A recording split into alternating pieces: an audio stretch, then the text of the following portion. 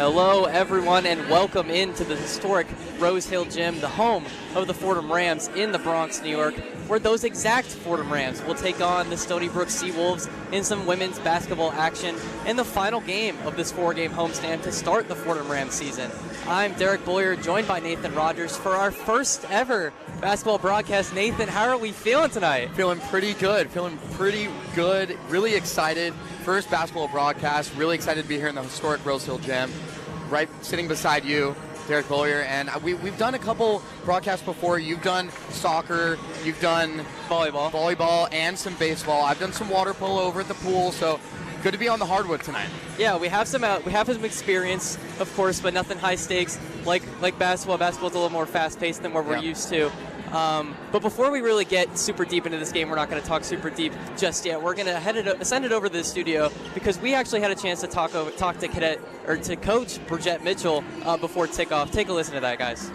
I'm Derek Beaulieu, joined by Nathan Rogers for Fordham women's basketball's fourth game of the season. Coach B, the Fordham's been on a homestand so far in these first four games. How are you preparing the girls to go on the road next week or this Sunday against Buffalo? Yeah, we're focused one game at a time, and so we're really locked in on Stony Brook. They're a talented team, so we're really looking forward to taking care of business tonight. And then Buffalo offers different challenges, and so we have a few days to prepare for them. So we're just excited to be present. Coach B, you're one of the best rebounding teams in the country so far in Division I. How has the new additions, you said you wanted to bring size and hard workers in the offseason, how has that translated so far on the court? Great. Yeah, we did a monster job yesterday. That was like our breakthrough game in terms of rebounds. The team was really proud of our efforts and how everybody contributed, right? We were laughing because with the post players, we call them Mack trucks. If you get 10 rebounds, Coach Dre gives you like a little hat, like a Mack truck hat. And so Ubne was one shy, and she was going to be the first one this year. So we were joking about that, but it's tremendous for us to crash the glass the way that we do. We're going to have a challenge tonight, boxing out Stony Brook because they're equally as efficient in terms of crashing. So we're going to have our hands full, but the work that we've been putting in is definitely showing, and I'm proud of our efforts. In terms of habits at practice, how has that translated so far to the wins you've seen this past week? Yeah, we're striving for consistency. We're really locked in on trying to be consistent in our efforts, right? And that comes from moving the ball offensively to getting stops on defense. And I think that's been a focus. We call them like fires. So if you get 3 stops in a row, so we've just really been intentional about getting fires per quarter, right? We're aiming for 1 fire per quarter, 3 stops in a row. And so to be able to do that consistently is what we're looking to do. And you guys are also ranked very highly in steals in kind of the league. How are you been able to get those turnovers, and how have those turnovers really helped you guys succeed in getting those points and just keeping the ball away from your opponent? Definitely, we're a pressure team, and we rely on bringing the pressure, maximum pressure, and so our guards and our posts, right? Our forwards have been able to jump those passing lanes for steals, but our guards have really been putting a lot of ball pressure on. Gotcha. That was Coach Bridgette Mitchell, and we'll have Fordham women's basketball right after this.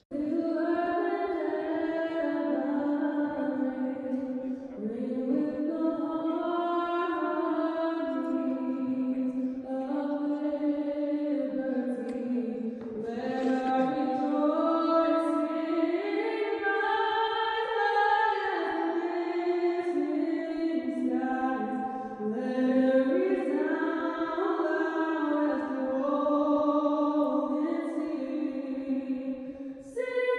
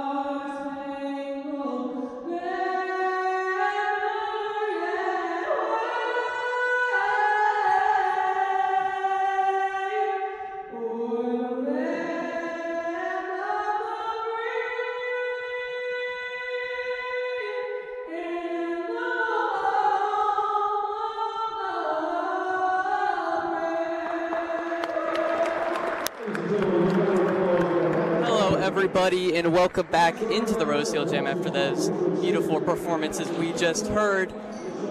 We're going to get started here in a little bit as tip-off is still a couple minutes away. Me and Nathan Rogers next to me now have a little minute to talk about this game, and we talked to Coach Bridget Michels earlier, which you guys heard, but we talked a lot about the strengths of this Fordham team. We talked about the rebounds and the steals, and we have talked about the size of this Fordham team now as opposed to a couple years, but this Stony Brook team pairs well against them, and Coach Bridget Mitchell did say that they have a tough matchup against them with those rebounds that they talked about. Yeah, definitely. And look, this Fordham women's basketball team relies on the glass. Under the rim, they're top 10 nationally in offensive rebounds.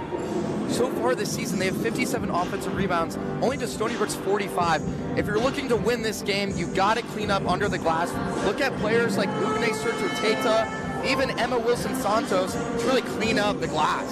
Absolutely. Kayla Berry, also a player that can get you a couple rebounds, and she's also in the starting lineup. But this Fordham team will definitely have to rely on those second chance points, maybe missing some shots, but if you're able to get those second chance points, you can take advantage of those, unlike Stony Brook, who might not be able to against this Fordham team. But those steals are also going to be a big thing. Turnovers are going to be a big deal on both sides. As we heard from Kurt Sippel in studio, each turnover on this Fordham team results in 3 push-ups in practice. That's a little incentive for them to maybe not turn the ball over as much, but turnovers are definitely a part of this game, especially with the way Fordham plays. They're going to try and limit those turnovers, obviously, but they're also going to try and force as many as they can. 100%. You got to take care of the ball. Alexis Black has been huge for this Fordham Rams team. She had 30 against NGIT. Yes, it was a loss, but she's also a pressure defender with a history of high steal games.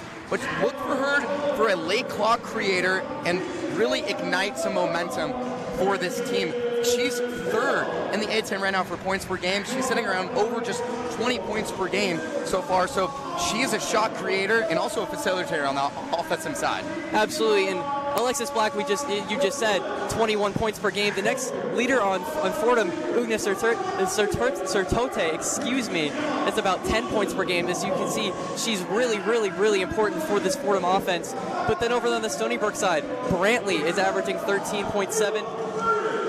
Eddy is averaging 10, and Frost, an insane 15 points per game.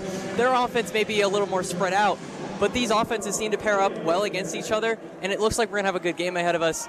It seems like these teams, it could be an even match. I think so, and Stony Brook Seawolves are coming off a huge win against Rutgers, a Big Ten program. Huge win. We talked about it pregame, but it's one of the biggest wins for the Stony Brook Seawolves in program history. They only have a handful of wins against Big Ten opponents, so obviously, a massive win. Their offense and their defense together were they had the ball spread out against a ton of players. They were playing really small ball. They were playing with each other as a whole team. Not one player really stood out, but as a team, they definitely did stand out, and I think that might be where Stony Brook is a little different from Fordham, as Fordham maybe is a little more centric on a couple key players. 100%. But now tip-off goes to Fordham as they move left in white. Stony Brook in the blue is going to move right. Black, top of the key towards the right wing. As she has the ball, she's driving towards the corner, but on the wing now is Veljovic. Over to the key near the free throw line is Emma Saltos. Or Wilson Saltos up off rim. Ball's jumping around, and Hill gets it back. Left wing 3, airballed out of bounds. As Fordham with the offensive rebound, but not able to get that second chance point. Yeah, unsuccessful offensive possession there for the Rams. Coming out a little flat-footed. You got the rebound, but you get a new shot clock, so you got to use it. Stony Brook now with their first possession. Currently about half court. Fordham full court pressing. Garcia at the Fordham logo. Over to Frost on the wing. That's Monza near the free throw line. Garcia, left wing, driving towards the free throw line. Fordham playing really good defense, not allowing for a lot of space. Garcia pushing up, tries to put a layup in, but blocked. Really good defense, and she even had some words to say. Garcia to the Seawolves. Veljovic with the block there, number 9. Flexed on the Seawolves.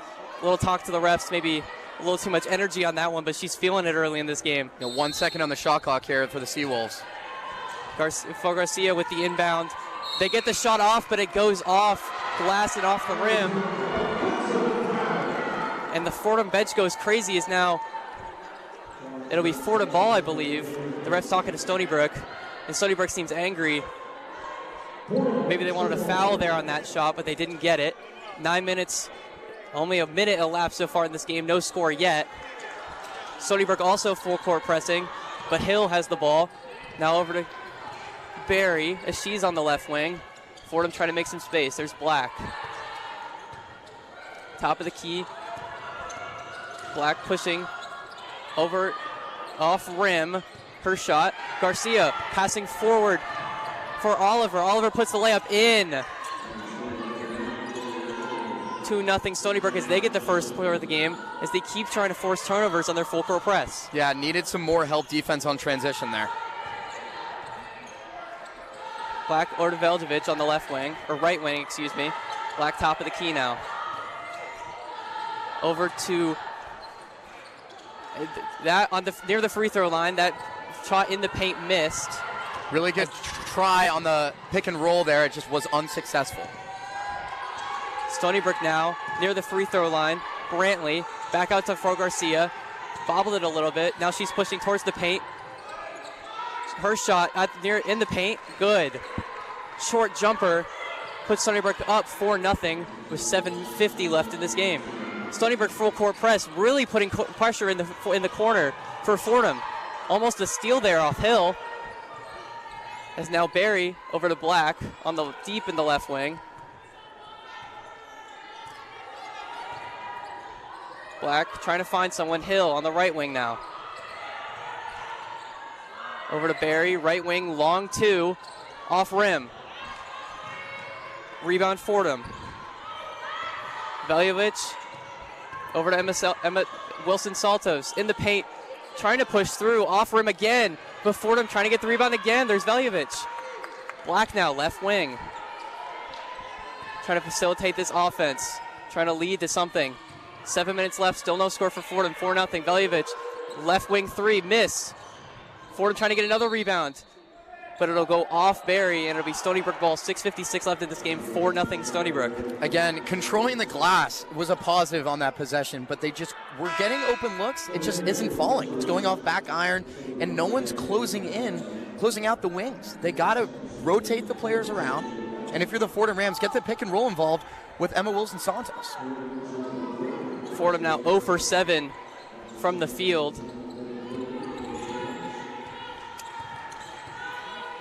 As now Stony Brook, there's Fro Garcia from the logo, now over to Brown. As that'll get knocked away, but Stony Brook will recover that. That's Oliver at the top of the key. She's pushing way forward near the paint, near the free throw line, over to Fro Garcia on the left, on the right wing. She's deep under the basket. That ball gets bobbled around by a couple players. That'll be shot clock go off. Frost, her three was good, but late. Again, Coach B has talked about the intensity on the defensive side so far this season, and even in the summer workouts, it showed there on that defensive possession. Niankin now in this game for Fordham as her pass to Liley, also now in this game, goes long and out of bounds. 6:19 left in this quarter. 4-0 Stony Brook. Easley also now in this game for Fordham. Has a lot of substitutions early as they haven't really been able to score yet. There's Frost on the right or the left side. There's a long three, missed. Fordham with the rebound. It's Niankin under the rim. Over to Black now. Back on the left wing. Pass is knocked away by Stony Brook. Stony Brook's pushing forward. Fro Garcia deep into the paint. Passes back out to Frost. Her right wing three, off rim. Back out to Frost as the Stony Brook gets the rebound. Frost passes out to the left wing. Drive forward, basket in, and one. Chloe Oliver for Stony Brook with the N1. Yeah, kind of an ill-advised foul there down low. The Seawolves are doing a really good job of taking the shot clock all the way down, winding down this Fordham Rams defense, and getting a good look down in the paint.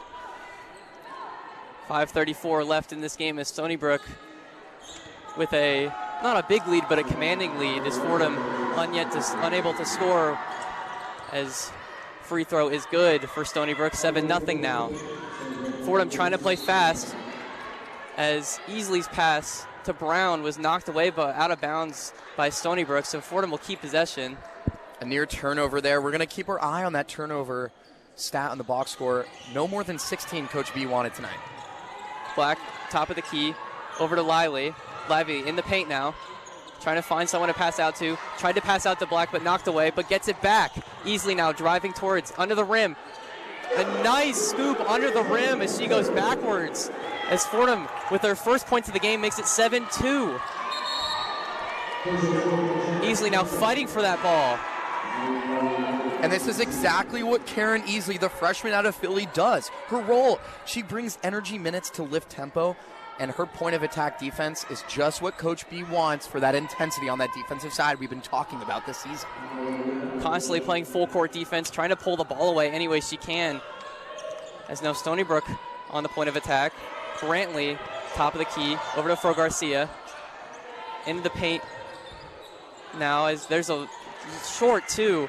Just Mwanza over Fordham defenders. Easy basket there, 9-2 now Stony Brook. As there's Easley pushing in, her two airballed, but Lively jumps out of bounds and saves it. Topples a cheerleader, but it goes into Stony Brook's possession. Fro Garcia now facilitating her offense, driving into the paint. As there will be a travel there, I believe, on Fro Garcia, and a turnover there, as she really had a good opportunity. But now, an under 5 media timeout will play, and Fordham is down 9-2 with 4:36 left in this game. Nathan, what have we seen so far as Fordham's down 7 so far? Yeah, so obviously on the defensive side, giving up 9 points in the first 5 or so minutes isn't what Coach B wants. But the intensity is there, especially with Alexis Black and even role players like Karen Easley, the freshman out of Philly. If you're the Fordham Rams, you want to really attack the paint. You have Ugne Sirtuteta, the junior, the 6'1 junior. She was sought out in that offseason. As Coach B said, got to find size, got to find role players, but also hard workers. She's a top 10, 8-10 rebounder. She really brings that paint presence for the Fordham Rams team. I think they should get her more involved and limit the fouls on the defensive side. Again, the shot clock's winding down. It is hard when you're tired on defense, but it's their first quarter. You can't allow this many fouls so far. Absolutely, 100% agree. But again, they just need to get those shots to fall. They're 1 for 9 so far, 0 for 2 from 3. But with this media timeout, we're going to take a quick break here from the Rose Hill Gym, and we'll be right back right after this break.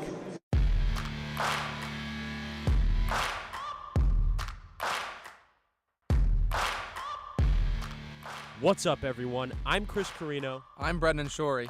And I'm Tucker Austin. Your Fordham football broadcasters for the 2025 season.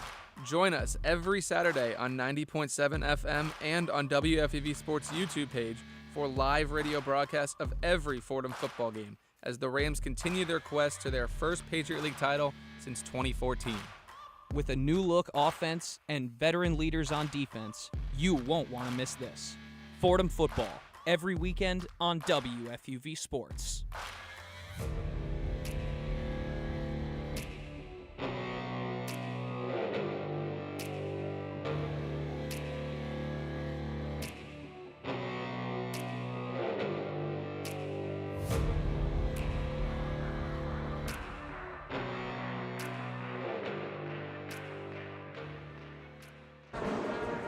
Welcome back into the Rose Hill Gym as the Fordham Rams are taking on the Stony Brook Seawolves, as there's 4:36 left in this first quarter so far in this women's basketball game, and Fordham is down 9-2 so far. They haven't really been able to make the shots fall, and Stony Brook has, as they're 4 for 7 so far. Oliver a perfect 2 for 2, as well as the and one she had, so 1 for 1 from the free throw line.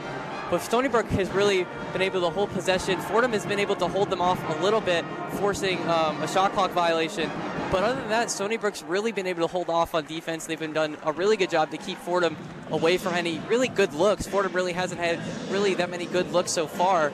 But obviously Fordham out of this timeout is trying to change that, trying to get some points on the board now. 100%. If you're Coach B, again, keep up the intensity, but you have to shut down Chloe Oliver. So far, she has 5 points. She hasn't missed from the field, and she's just creating a facilitated offense for this Seawolves team. she's a transfer. She's a junior, but she's a transfer from Davidson. She's familiar with A10 basketball, but she's the glue guard who hits open shots and rarely makes mistakes. Absolutely, Nathan, as we're going to get underway in just a little bit. And Fordham, they made some substitutions early in this game, and they're keeping some of those new legs out there as this first quarter resumes underway. 4:30 left. As now there's Niankin, and now Veljovic, and over to Easley, driving into the paint, back out to the key, Lively, but a whistle there. Not what you want right out of a timeout. But again, intensity's there. Got to get the mindset right to finish this first quarter. Easley still playing full court defense as there's Fro Garcia for Stony Brook, really facilitating this offense very well so far. As Brantley's pass into Frost, now back out to Brantley as Frost, driving into the paint, her short two off rim. Rebound, Niankin. She really got up there to grab that board. Lively now, her left wing three. Splash! Dang. That's the momentum that changes games in basketball right there. 9-5 now Fordham. As Stony Brook almost with a turnover. There's Frost, short two, will go in. 11-5 now with 3:43 left in this game. One thing I've noticed so far out of that timeout from Coach B, communication. They're talking more, the Fordham Rams are, on defense. Veljovic drives in, and her pass over to Omosola is taken away by Stony Brook. Brantley now driving on the right wing. She's driving towards the paint. Our attempt at a layup is deflected off by Veljovic. There's now a lot of subs out for Fordham as their fresh legs are coming out now.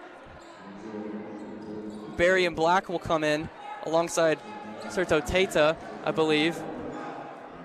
And Edwards as well, number 4.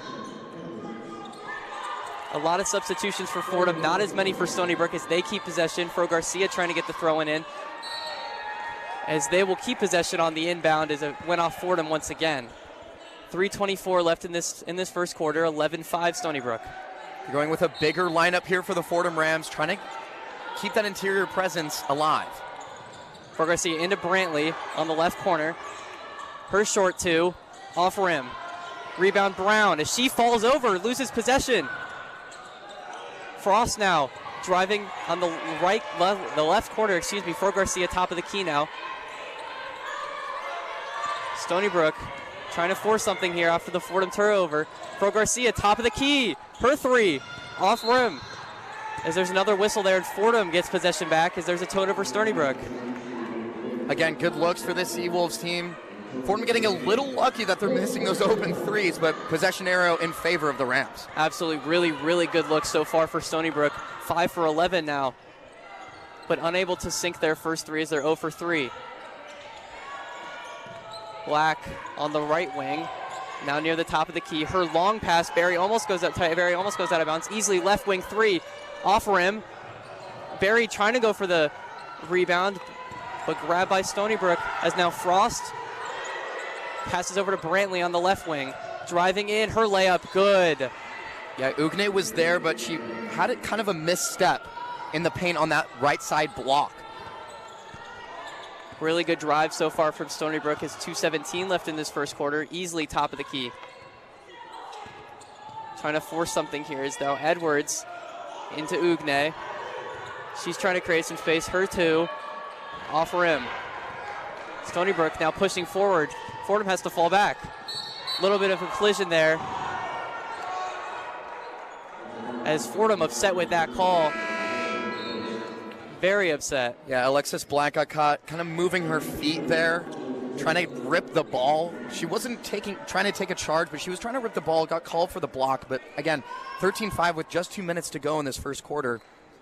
Nothing going on in the paint really for this Fordham Rams team. Again, we've talked about the rim presence. It just hasn't been there. Fro Garcia out to Brantley. There's Mwanza. She's under the rim, trying to force something. Her two off glass in. That's good defense by Ugne, just better offense by Stony Brook. Alexis Black now moving towards the right corner, but near the right wing, trying to facilitate her offense and get something going. She makes a defender fall, but her shot is blocked. And now Fro Garcia charging back, really trying to keep her offense moving, keep this fast pace as she gets a screen there. Fro Garcia still pushing up. in the paint, trying to find someone. Brantley now has the ball on the right wing, communicating with her teammates, trying to set a screen. Trying to create some space now. Brantley, her layup, missed. Ugne tries to grab the rebound, but it goes over to Barry. Brown now pushing forward. She's guarded by Fro Garcia. Takes a step back. Barry now, right corner, driving forward.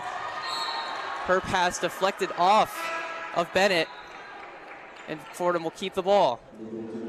A minute remaining. Fordham down by 10. Stony Brook just relentless on their lead tonight. They're not allowing Fordham to really have any open space, not allowing them to have any really good looks, while Fordham on the other side of the ball giving Stony Brook maybe too many good looks. As though 15-5 with a minute left, as Nathan said.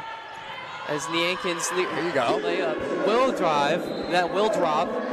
54 seconds left now. That's Niankin. Coach B said she's the X factor. She's the most consistent. She has a high motor. She never gets tired. She paces this Fordham Rams team and her teammates to the max. The transfer from Wichita State making an impact early, as now Fro Garcia for Stony Brook trying to facilitate this offense. Her pass to the right wing, the three, off for Stony Brook. Barry gets the rebound. As 34 seconds left in this quarter, Fordham has to make a move here. Black, excuse me. She's on the right wing, drops back. Long pass over to Barry. Barry driving forward.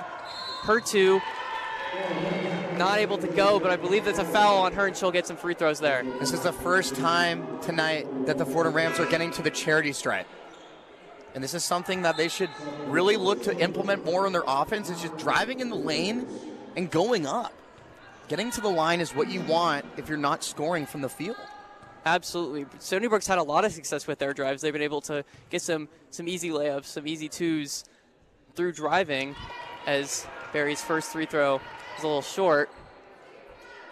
But Fordham needs to take advantage of that as well. They need to be able to use their size a little more and push forward and use that to their advantage, maybe get to the charity stripe. Yep. Barry's second free throw is good, as now it's 15-8 Stony Brook with 21 seconds left in this quarter.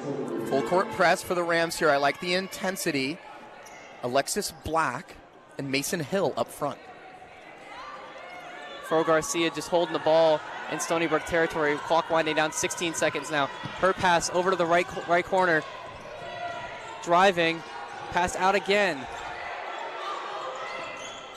Stony Brook's three is airballed. Barry gets the rebound. 5 seconds left. Fordham's got to cook. Black has it. 2 seconds. Her shot from half court. Oh, so close. Off rim. I thought that was going in for just a second, but off rim. I was waiting for the Derek generational call there. That was going to be a generational call of a lifetime.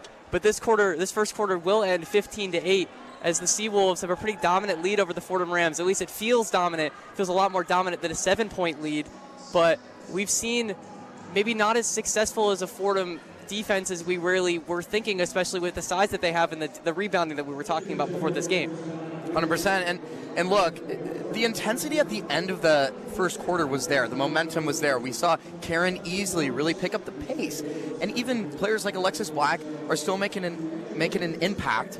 Ugne also rebounding and having that interior presence on defense has been huge for this team. But again, the charity stripe is what you want to get. I think they need to focus, if you're the Fordham Rams, get downhill, go to the rim and go up and take a foul. Get to the charity stripe. Take those easy points while you can. Absolutely, and especially when Fordham is shooting not great right now, 20% from field. They're shooting 3 for 15.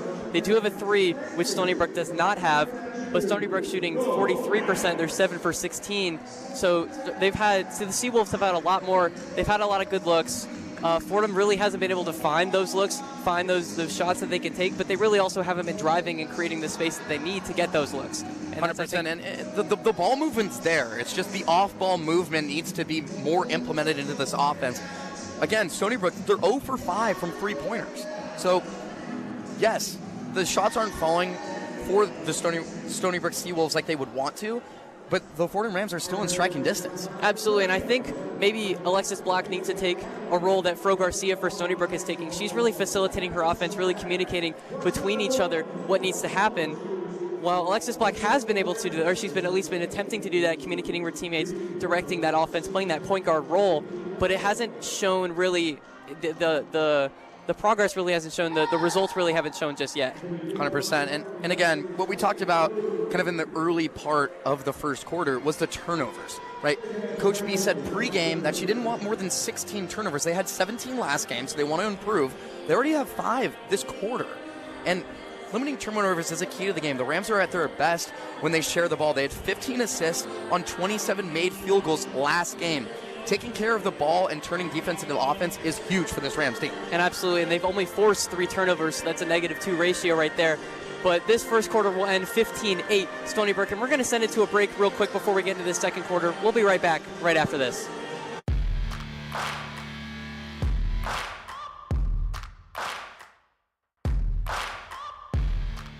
What's up, everyone? I'm Chris Carino. I'm Brendan Shorey. And I'm Tucker Austin. Your Fordham football broadcasters for the 2025 season. Join us every Saturday on 90.7 FM and on WFUV Sports YouTube page for live radio broadcasts of every Fordham football game as the Rams continue their quest to their first Patriot League title since 2014. With a new look offense and veteran leaders on defense, you won't want to miss this. Fordham football, every weekend on WFUV Sports.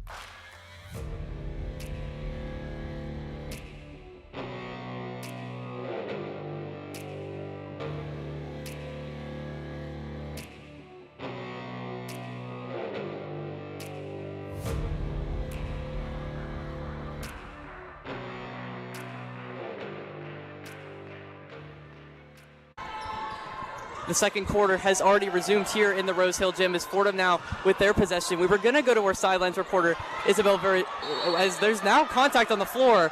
Excuse me, I've been interrupted.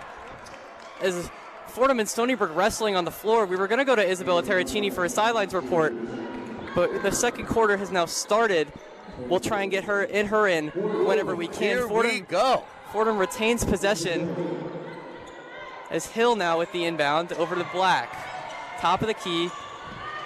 She's been forced back. Not a lot of space for her. Hill now top of the key at the Fordham logo. Black trying to facilitate the offense. Hill and Black swapping the ball. Niankin now left wing. The Rams in white in the paint. Over a defender in. The Nice one-hand hook layup. There you go. That's London Lively. She brings upside as a vertical spacer and rebounder. As the ball was knocked away a little bit on the Stony Brook side. Call that a kick ball. Yeah, they're saying the ball was kicked there. I believe it would be Mason Hill for Fordham. As they're trying to get an inbounder here, as Stony Brook's now making a couple substitutions. Mwanza comes into this game replacing Brown for Stony Brook. Fro Garcia getting pressed by 2 players, Hill and Black, but still retaining the ball. Knocked away. Hill and Black fighting for it. Fro Garcia, now everyone on the pile.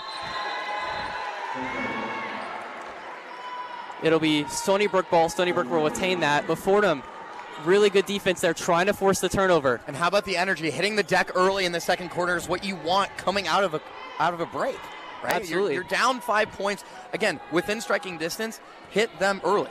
15-10 Seawolves, 9:07 left in the second quarter. Fro Garcia, top of the key, looking around, over to Mwanza in the paint. She's trying to force it herself, but not able to. Black with the rebound. She's driving fast. Over to the corner. That's Lively. Left wing 3. Off rim. Stony Brook with the rebound. Pushing forward fast. This game is moving quickly. Brantley over to Mwanza in the paint. Fake to Garcia. Faked again. Mwanza still holding it. She decides to shoot the short 2, but misses. And Hill will retain that. Niankin then on the left corner. Her pass over to, Omoshila went a little wide. Now Black has it near the Fordham logo, top of the key. She's on the O as she tries to communicate with her offense. But a whistle there. Another turnover there for Fordham. Yeah, kind of sloppy there. Again, the looks are there. Got to get the ball to the interior through the Fordham Rams. Great job on the defense closing out in the wings. Let's see what they do here on this possession. Frost replaces Potter for Stony Brook. As Brantley now over to Frost's left wing. Frost trying to find someone. She decides to do it herself, driving into the paint, up for the layup, off glass and misses. Niankin, her rebound almost goes out of bounds, but she gets it back. Black now pushing forward for Fordham. Her two off glass and doesn't go in, but she'll get free throws. That drive successful. And something of note here, the 6'2 sophomore from London, England, Precious Omoshula. She's highlighted for her summer work from Coach B at that 8-10 media day. But she profiles as a rim runner and a shot contester in those up-tempo units. And she has been locking down the interior on that near side block, taking away that pass for the Stony Brook Seawolves, leading to an offensive charity stripe opportunity.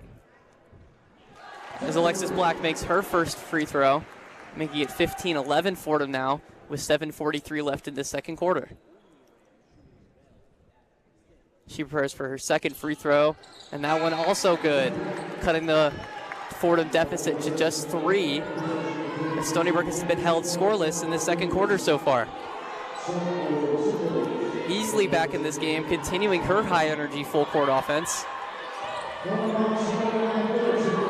Fro Garcia continuing to play the role of point guard, trying to find an open girl. Finds one, left wing. That 3 is good. Stony Brook's first of the game from Beretti. 18-12 now with 7:23 left. Black on the right wing. Step back 3. Black is in. Splash. Black with the 3. The step back, the look, that's dangerous play from Fordham Rams. As Fro Garcia tries to drive into the paint but drops it, but it'll go out of bounds off of Omoshula. Stony Brook regains possession, or keeps possession. Again, more substitutions. Alexis Black doing what she does best, getting one-on-one with the defender out on that far side wing, letting it loose. Wilson Saltos back in this game for Fordham, as Brantley now for Stony Brook has the ball on the right wing. Pass deep into Fro Garcia, now back out to the left wing. Driving, blocked. But that'll be free throws. As in she was fouled in her motion of shooting. I believe it was Beretti, as she fell to the ground after the foul. Just under 7 minutes to go here. Fordham down by 3, score 18-15. Stony Brook doing a good job now interior, but Fordham defense has to switch on those pick and rolls. You got to switch defenders when you have a smaller lineup. Beretti, the guard from Canada, missed her first free throw for Stony Brook. Her second is good, making it 19-15 now, the lead for Stony Brook with 6:57 left in this game. Veljevic back in this game, over to Easley, who's driving on the right corner. Back out to Niankin, over to Veljevic again, over to Black now on the left wing. Over to the Fordham F, back out to the O on the top of the key. Now driving into the paint, tries to do it herself. Attempts a reverse layup, but doesn't get it. As she'll get free throws now there, and another successful drive there, leading to free throws. Yeah, it's what we talked about, man. You got to get downhill, lower your head, look down, put up a good shot under the rim, and odds are you're going to make it to the charity stripe. Get those 2 easy points while you can. Alexis Black already has 5 points. The Rams forcing the Seawolves to be physical, forcing them to foul with these drives. As her first free throw of these 2, she's now 3 for 3. Free throws can really make or break a game. 100%. So these are key points as she makes her second as well. Now 4 for 4. Perfect from Wendy's. Again, keeping with the full court press for the Fordham Rams. I love the intensity. Brantley now for Stony Brook. Fordham continuing deep defense. Brantley now drives her layup, misses. Wilson Saltos with the rebound. Black now top of the key. Her pass deflected, but got back by Veljevic. Her 2 misses. Wilson Saltos with the offensive rebound. She tries to put a pass up, but blocked, and she wasn't able to put anything up. How about Emma Wilson-Saltos flying in from almost beyond the arc to go get that rebound, grab it up with 2 hands. Strong play. Fordham retains possession. Black with the throw in. Easily, on the wing. Now back out to Black on the right wing, over the top of the key, into the paint, over to Easley. Easy layup. Fordham ties this game 19-all with 6 minutes left in this second quarter. Fordham coming all the way back. They were down 10 in this first quarter. Now the second quarter tied at 19. Some life here at Rose Hill. We're knotted at 19. Under 6 minutes to go. Coach B standing for Fordham. Stony Brook trying to start something. Pro Garcia, her long three, misses. Fordham rebound. That's Black. Playing a little slower now that the game is tied. Easily on the left wing, back over to Black. She's communicating with her offense. People start moving around off ball. Love the off-ball screens to start this offensive possession down low. Veljovic, top of the key. She's driving. Wilson-Saltos in the paint. Whistle there. As there's another turnover for Fordham. Yeah, they're going to get her for 3 in the key. Not many times you see that called, but they will do it. And it'll result in another turnover. That's 7 now for the Fordham Rams. 5 minutes, 6 seconds left in this half. Brantley with the ball for Stony Brook.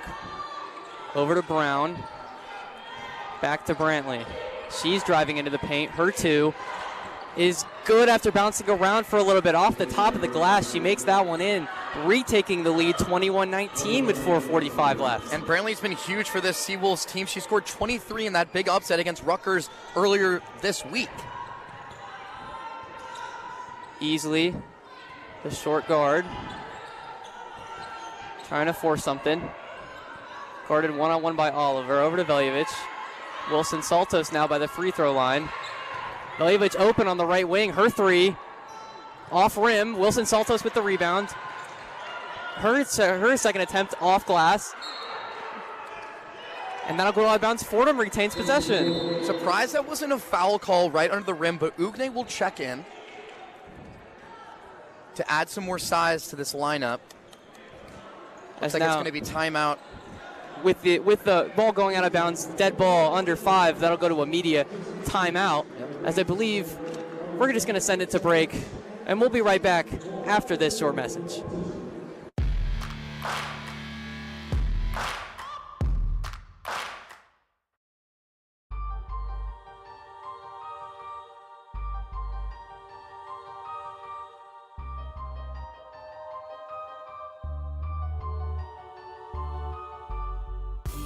What's up, everyone? I'm Brendan Shorey.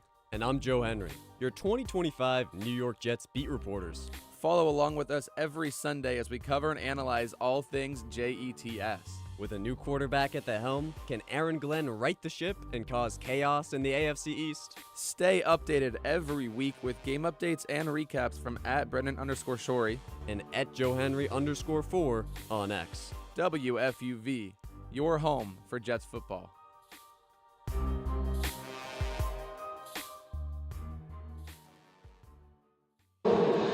Welcome back into the Rose Hill Gym, as there's now a media timeout as both teams get time to discuss. But before me and Nathan continue to talk about this game as we go deep into the second quarter, we're going over to Isabella Terracini for a sidelines report.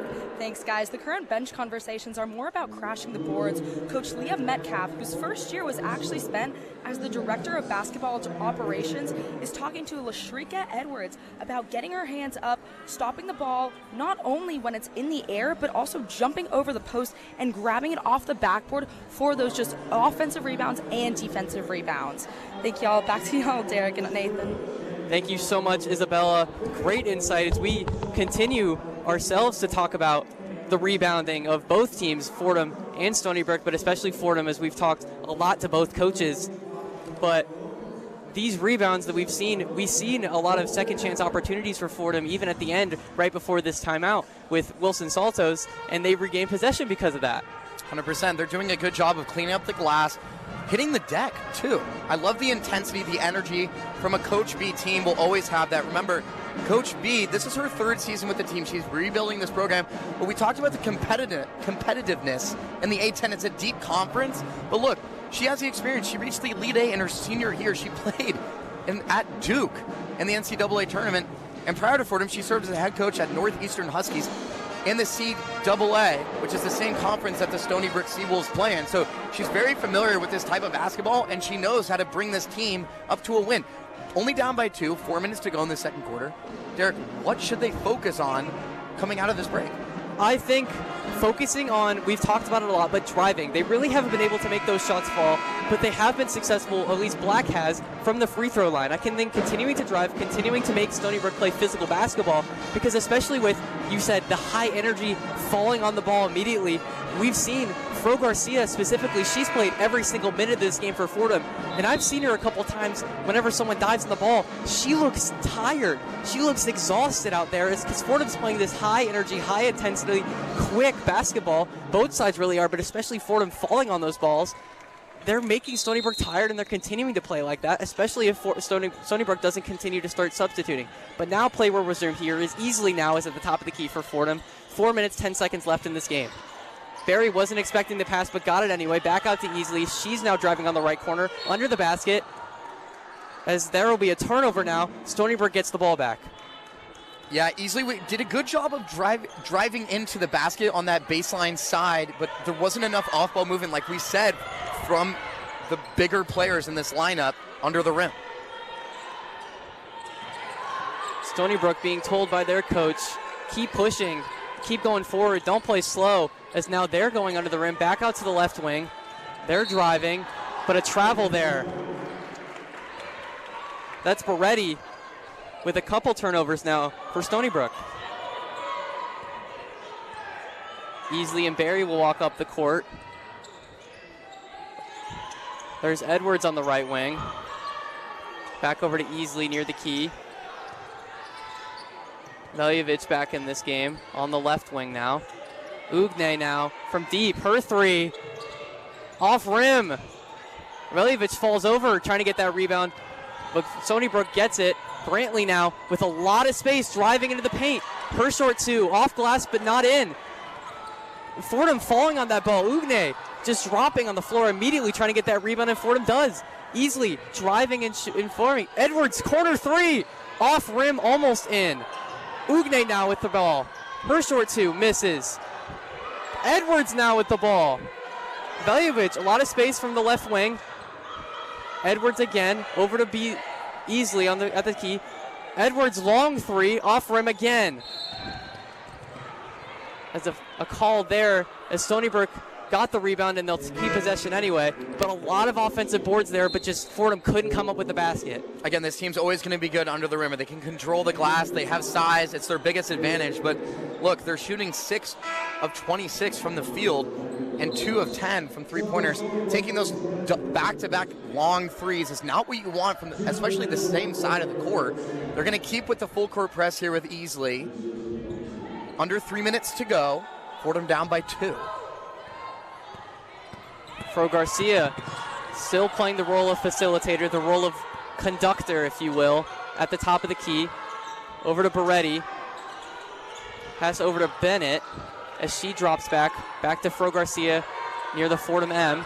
She's now driving to the right corner. She slips and falls but keeps the ball. Fordham falling on it, but gets it out to Brantley, and it'll go out of bounds off of Easley, who was fighting Brantley for it. Stony Brook keeps possession.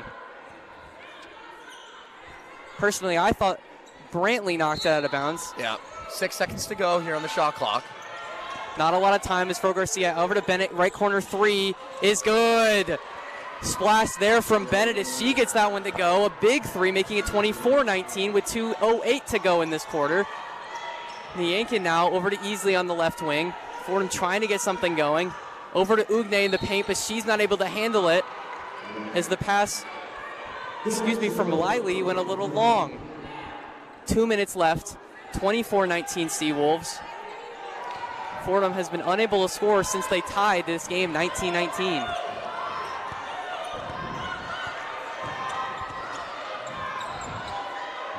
Again, Fordham in that zone coverage, switching from man to zone. Fro Garcia out to Bennett near the right corner. In the paint for Potter. Her layup off the glass and in, right off the square. 26-19 now. Stony Brook continues to build on their lead, going on a 7-0 run now. Alexis Black on the Fordham O. Long pass to the left wing. Niankin for her three, off the glass and in. Called bank. And it counts. Fordham down by 4, minute to go. Not a lot of time for either team in this half. Fro Garcia over to Bennett. As a timeout there from Stony Brook as they look to recoup after the Fordham three. But a big three there from Fordham to finally score after that 7-0 run from Stony Brook. Left wing, off the glass, banked it in. Open your accounts. It's ready. But Fordham with a big, maybe a momentum shift there, especially with Stony Brook taking that timeout. Huge. And look, this Stony Brook offense has been doing a great job of, again, taking that shot clock down, getting a really good look beyond the arc. And Fordham just isn't closing out the wings. There was a play on the near side here in that corner just a few plays ago where they had 5 seconds to go on that shot clock, and they got a really good shot off in the corner, drained it, and really have to close out the wings. But look, head coach Joy McCorvey out of Stony Brook, it's her second season. She was hired in 2024. It's her first head coaching role, but look, she has that Power 5 experience.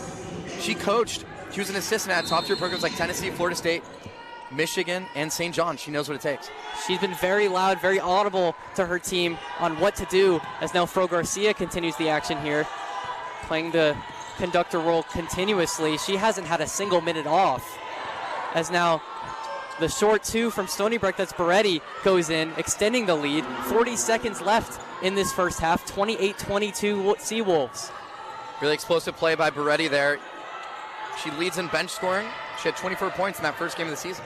Alexis Black, step back, left wing three, splash! Nothing but net for Black, as that's right in. But I think there's an injury on the court for Stony Brook. Looks like Beretti is clutching her stomach near the free throw line on the side where Black took that three. But a big shot there from Black, the step back. Step back, Jay. Just what you want. Look, her strength, when she's locked in, everyone feeds off her confidence. That's what Coach B said pregame. When she slows down and plays her game at her tempo, she's the best player on any court at any time. Beretti leaves the court, replaced by Oliver, as there's only 16 seconds left in this half. Back to man-on-man coverage for the Fordham Rams. 10 seconds now as Stony Brook continues to just hold the ball. Now Oliver pushes a little bit on the left wing, driving into the paint. She forces a shot, but doesn't able to go. Fordham just holds on to it as time expires. They weren't really able to get anything off as the rebound was late, but that'll end the second half. 28-25 Seawolves over the Rams here in the Rose Hill Gym. Nathan, it's been an exciting first half. We've seen a lot of ups and a lot of downs for both teams, but mainly a Stony Brook lead. What have we seen on both sides that has allowed Stony Brook to have this lead, but they've had bigger leads, and why has Fordham been able to come back maybe and shorten these leads and keep it close still? Honestly, it's a game of energy here at Rose Hill. Whenever you're playing at home at the Bronx, it gets loud in here. When you get that energy playing, especially we talked about coming out in that second quarter after that break, bringing it home with that energy is huge. They can control the glass. Again, the turnovers are something.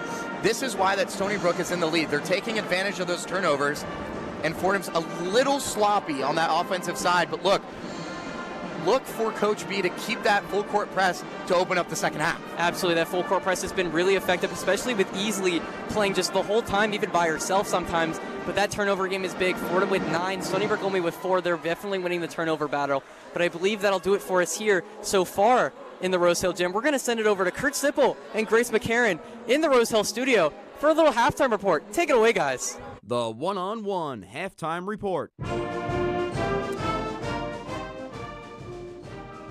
Welcome into the Rose Hill Studios from WFUV. I am Grace McCarran, joined by Kurt Sipple on the halftime show here. Stony Brook leads Fordham 28-25. Thus far, Alexis Black leading the team with 10 points. And then on the other end of things, Chloe Oliver, Melissa Mwanza, and Janae Brantley leading Stony Brook with 5 points each. Kurt, going to be joined by my co-host here. What have you seen thus far from the Rams in the first half tonight? I think that Fordham is playing their game that they want to.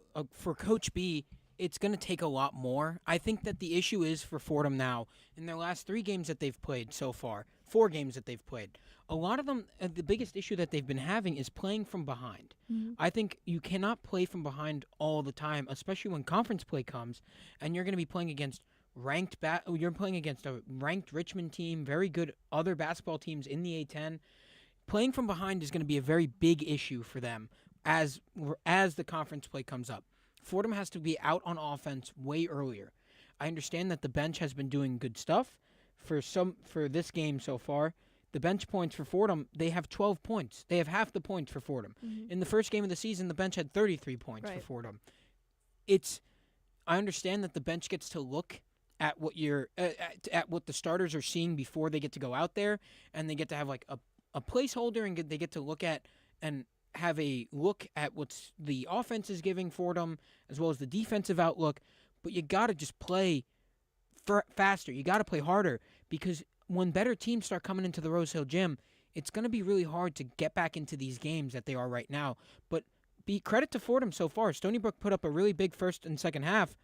Put up 15 points on Fordham, but Fordham has been coming back, outscoring Stony Brook 17-13 in the second quarter. Yeah, we talked a little bit in previous games about how they're kind of always in it, and Fordham's bench and just every one of their players kind of has to come together on these wins. How do you think they can pull it together in the second half to hopefully accomplish that same thing, kind of what we saw in the opener against Adelphi?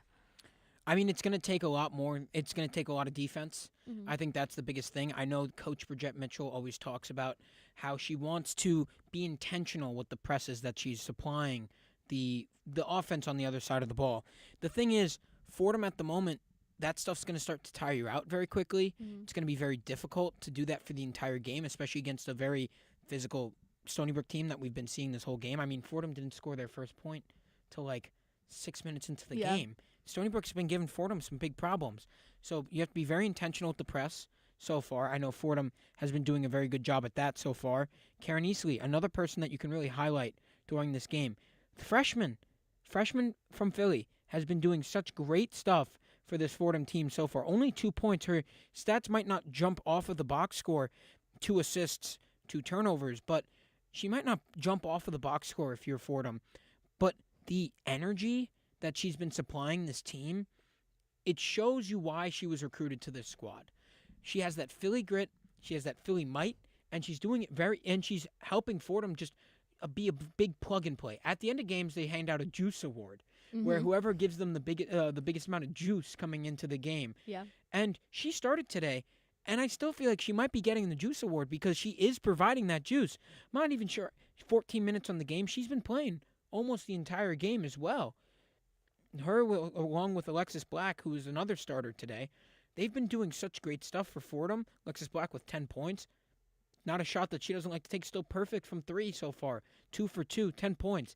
Great stuff for Fordham, and that's how they get back into the game. Keeping the scoring, as well as being very physical on defense. You really want to see more from Ugne Sertateta. I really want to see more of her presence in this game. Mm-hmm. Only 8 minutes so far for her. But every time that I've been maybe broadcasting a Fordham women's basketball game or watching a Fordham women's basketball game, when Ugne's on the floor, the kind of presence that she provides to this Fordham women's team is something that's so different than a lot of other teams have, because Ugne not only has touch in the paint, but she has physicality. She can finish over the defender that she's playing against. As well, she's a very, very good at tossing the ball out. She's great at assisting. She has great court vision. She knows what she's looking at, and she does a very good job at that, swaying the gravity away, getting the defenders on her, and then opening up that perimeter. You know that Coach B really wants to see a lot more threes getting taken, just because three's worth a lot more than 2, Grace. So you really need to have a higher volume on that three-point line, Fordham not doing a great job, but if you can open up Alexis Black to take another shot, she'll hit a bunch of those shots. Yeah, you mentioned Alexis Black, the transfer from App State, new to the team this season. She's a junior. How has she kind of revitalized this team a little bit? Obviously, a newcomer, not always easy coming into a new program, especially halfway through your college career. But what have you seen from her in the first few games, the kind of playmaker that she's been? Alexis Black doesn't seem like a newcomer in this game. I will say that. She's been so awesome for Fordham as the captain of this women's basketball team. And I think it makes sense why she was chosen as the captain with her teammates. They do a voting. They vote on who it is. And I think it makes sense why she was chosen. She has been so good for this Fordham team. I believe the leading scorer for the squad this season. And she just does so, against NJIT, she had 30 points. Against St. Peter, she had 20 points. Against Adelphi, 14 points. She's really come into her own at Fordham. She's been doing a great job at leading this squad. When they need her the most, Alexis Black is able to step up, make sure that she is getting the shots that she deems that she that she can get back into the game. Against NJIT, Fordham's only lost this season. It felt like Alexis Black was willing Fordham back into the game a lot of the time. She was taking shots from everywhere. She was doing her best Steph Curry impression, taking her shots from all around the court and hitting them. But not only that, she's rebounding the ball. She has 3 rebounds so far on today's game. She's assisting. She has 3 assists today. She's doing everything that Fordham could ask her for and doing a very good job at all of it. No wonder why she was chosen as a captain, and she's going to play a very big role in this second half. Yeah, just a quick check-in on the scoring for each quarter so far. Fordham outscored by Stony Brook 15-8 in the first quarter, and then they came roaring back, outscoring Stony Brook 17-13. But Kurt, Fordham's known for their proficiency with offensive rebounds. They led the A-10 last year, and thus far tonight, they're up 9-2 over Stony Brook in that category. How do you think this might be necessary for the Rams to pull off this win, even while they're down right now? Second opportunities, Grace. I think that's the biggest option for Fordham. Now that this physical Stony Brook team is going to keep coming back to you. Right now, Fordham only has 2 points in second chance points off of the rebound. That's something that Fordham has to up. Because when you get that rebound, the amount of momentum that you have forward because you're trying to knock the ball back out, you have these second chances, you have to get those shots back.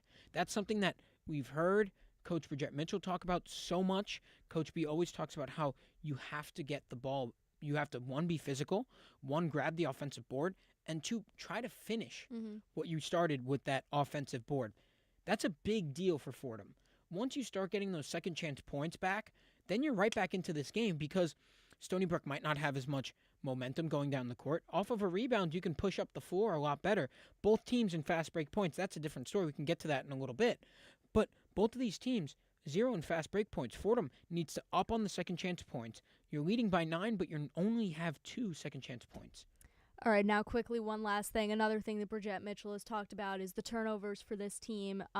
We heard she wants them limited on the broadcast, as they were mentioning. What have you thought of that so far? How might that help them to the win if they can kind of contain that problem? So far, 4 on the day, and I believe that might be the lowest amount that they've had in a half all year. Getting better. And that is something that shows that what she's doing in practice is working. That Coach Bridgette Mitchell, we talked about this a little bit. They talked about this a little bit on the broadcast. Me and Tucker have talked about it when we were broadcasting for Fordham women's basketball. But she makes them do 3 push-ups for every turnover the team has done. So 30 turnovers is not easy when you have to do 3 push-ups for each one. It is a lot. So I think this Fordham team has definitely honed in their mind what it means to turn the ball over. They have to take care of the basketball because that is probably the best way that they can get back into this game. If you're not turning the ball over and giving free points to the other team, you'll be fine. Points off turnovers today, it is 4 for Stony Brook.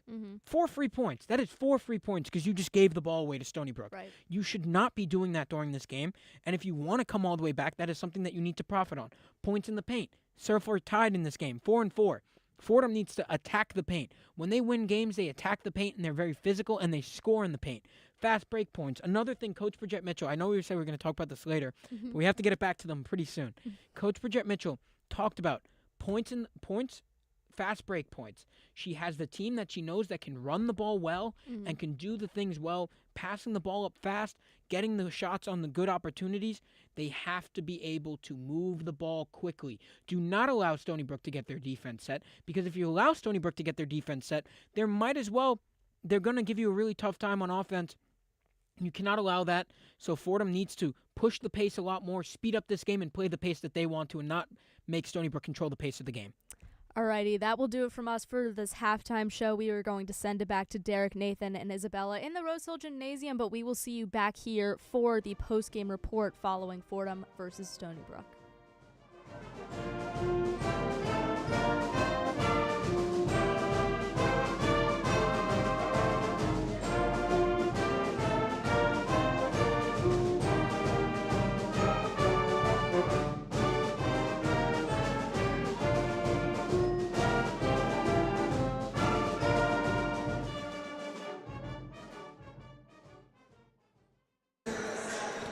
Welcome back here into the Rose Hill Gym as the Rams and the Seawolves are playing some women's basketball action. The Seawolves up 28-25 as we work towards the start of this third quarter in the second half. But before we get into it, Isabella, what do you got for us? Thank you. I want to shout out a junior manager, actually. Her name's Madison McCarthy, and I personally worked with her, and she's awesome.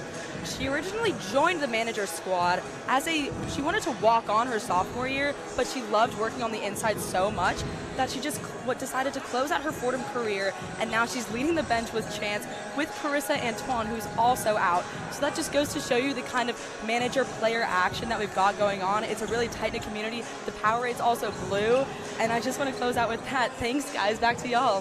Thank you so much, Isabella. That really shows how close this Fordham team is, how well they work together, and how electric that we've seen. We've seen the bench get really electric when something key happens in this game. Maybe the step back three from Black. We've seen this bench get electric. We've seen the girls all collectively get together. But with this second half starting in about 2 minutes, we've got a timer, about 2 minutes we've got before we get into it. Nathan, back on the headset. What does Fordham really need to work on?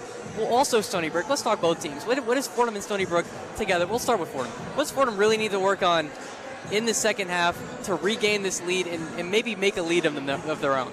Well, I think, again, it all comes back to the glass. We talked about it all the time. You got to limit the second chance points that Stony Brook has. And also, look, Brantley and Beretti they're the heartbeat of the Stony Brook offense. Brantley, she sets a tone for our defense. That's what McCorvey said. She's a long guard who rebounds, and she can defend almost every position on the court, and they really have to look to limit their best players and also second chance points. But again, free throws were something that ignited that momentum. When you get to the line, you get those easy points, go up in the scoreboard, you get on that board easy. Again, energy, enthusiasm are something that Coach B prides herself in, and she emphasizes no shortcuts. Again, this team has had a lot of energy. They just have to keep it going in the second half. Absolutely. And on the side of free throws, Alexis Black for Fordham is the leading scorer this entire game. She has 10 points, 6 of those from threes, but her other 4 points, free throws. She's been able to drive. Maybe she doesn't necessarily make her shot get the and one, but she's getting both those. She's making those free throws. She's getting 2 of them. She's making them both, and she's getting those points on free throws. But I think also a huge thing for Fordham, as you look at the minute spread, Alexis Black has played a lot of minutes. So has Niankin for Fordham and Easley. But if you look on the Stony Brook side, a lot of the same girls have been out for a long time. Brantley with 18 minutes. But the biggest thing that I see, the facilitator, the conductor, the leader of this offense, who I feel like I've said her name so many times, Fro Garcia, has played every single second of this game. And she looks very tired from the couple of times that I've seen her during breaks when Fordham falls on a ball or there's a timeout. She's leading the game in assists right now with 5. Absolutely. She's been a huge facilitator, getting everyone involved. And I think if Fordham continues to attack her, easily maybe continues to play a full court defense, keeping her occupied, keeping her thinking the whole time, even mentally exhausting her, I think that could be a huge thing to limit this Stony Brook offense and give Fordham more chances. As here we go, Fro Garcia again with the ball. As now Stony Brook swaps. They're moving left in the blue, and Fordham moving right. Top of the key now. There's Oliver. She passes for Frost in, but there's a whistle there. It'll be a turnover. A quick turnover here. Only 9:46 left. 14 seconds elapsed. Quick turnover there for Stony Brook. Fordham gets the ball back. There's Black over to Veljovic on the right wing.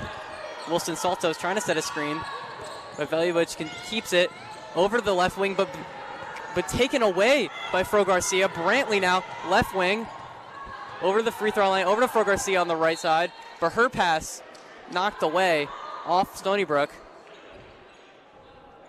and Fordham will get the ball back. An ill-advised cross-court pass, or excuse me, knocked off a Fordham player. Stony Brook keeps possession.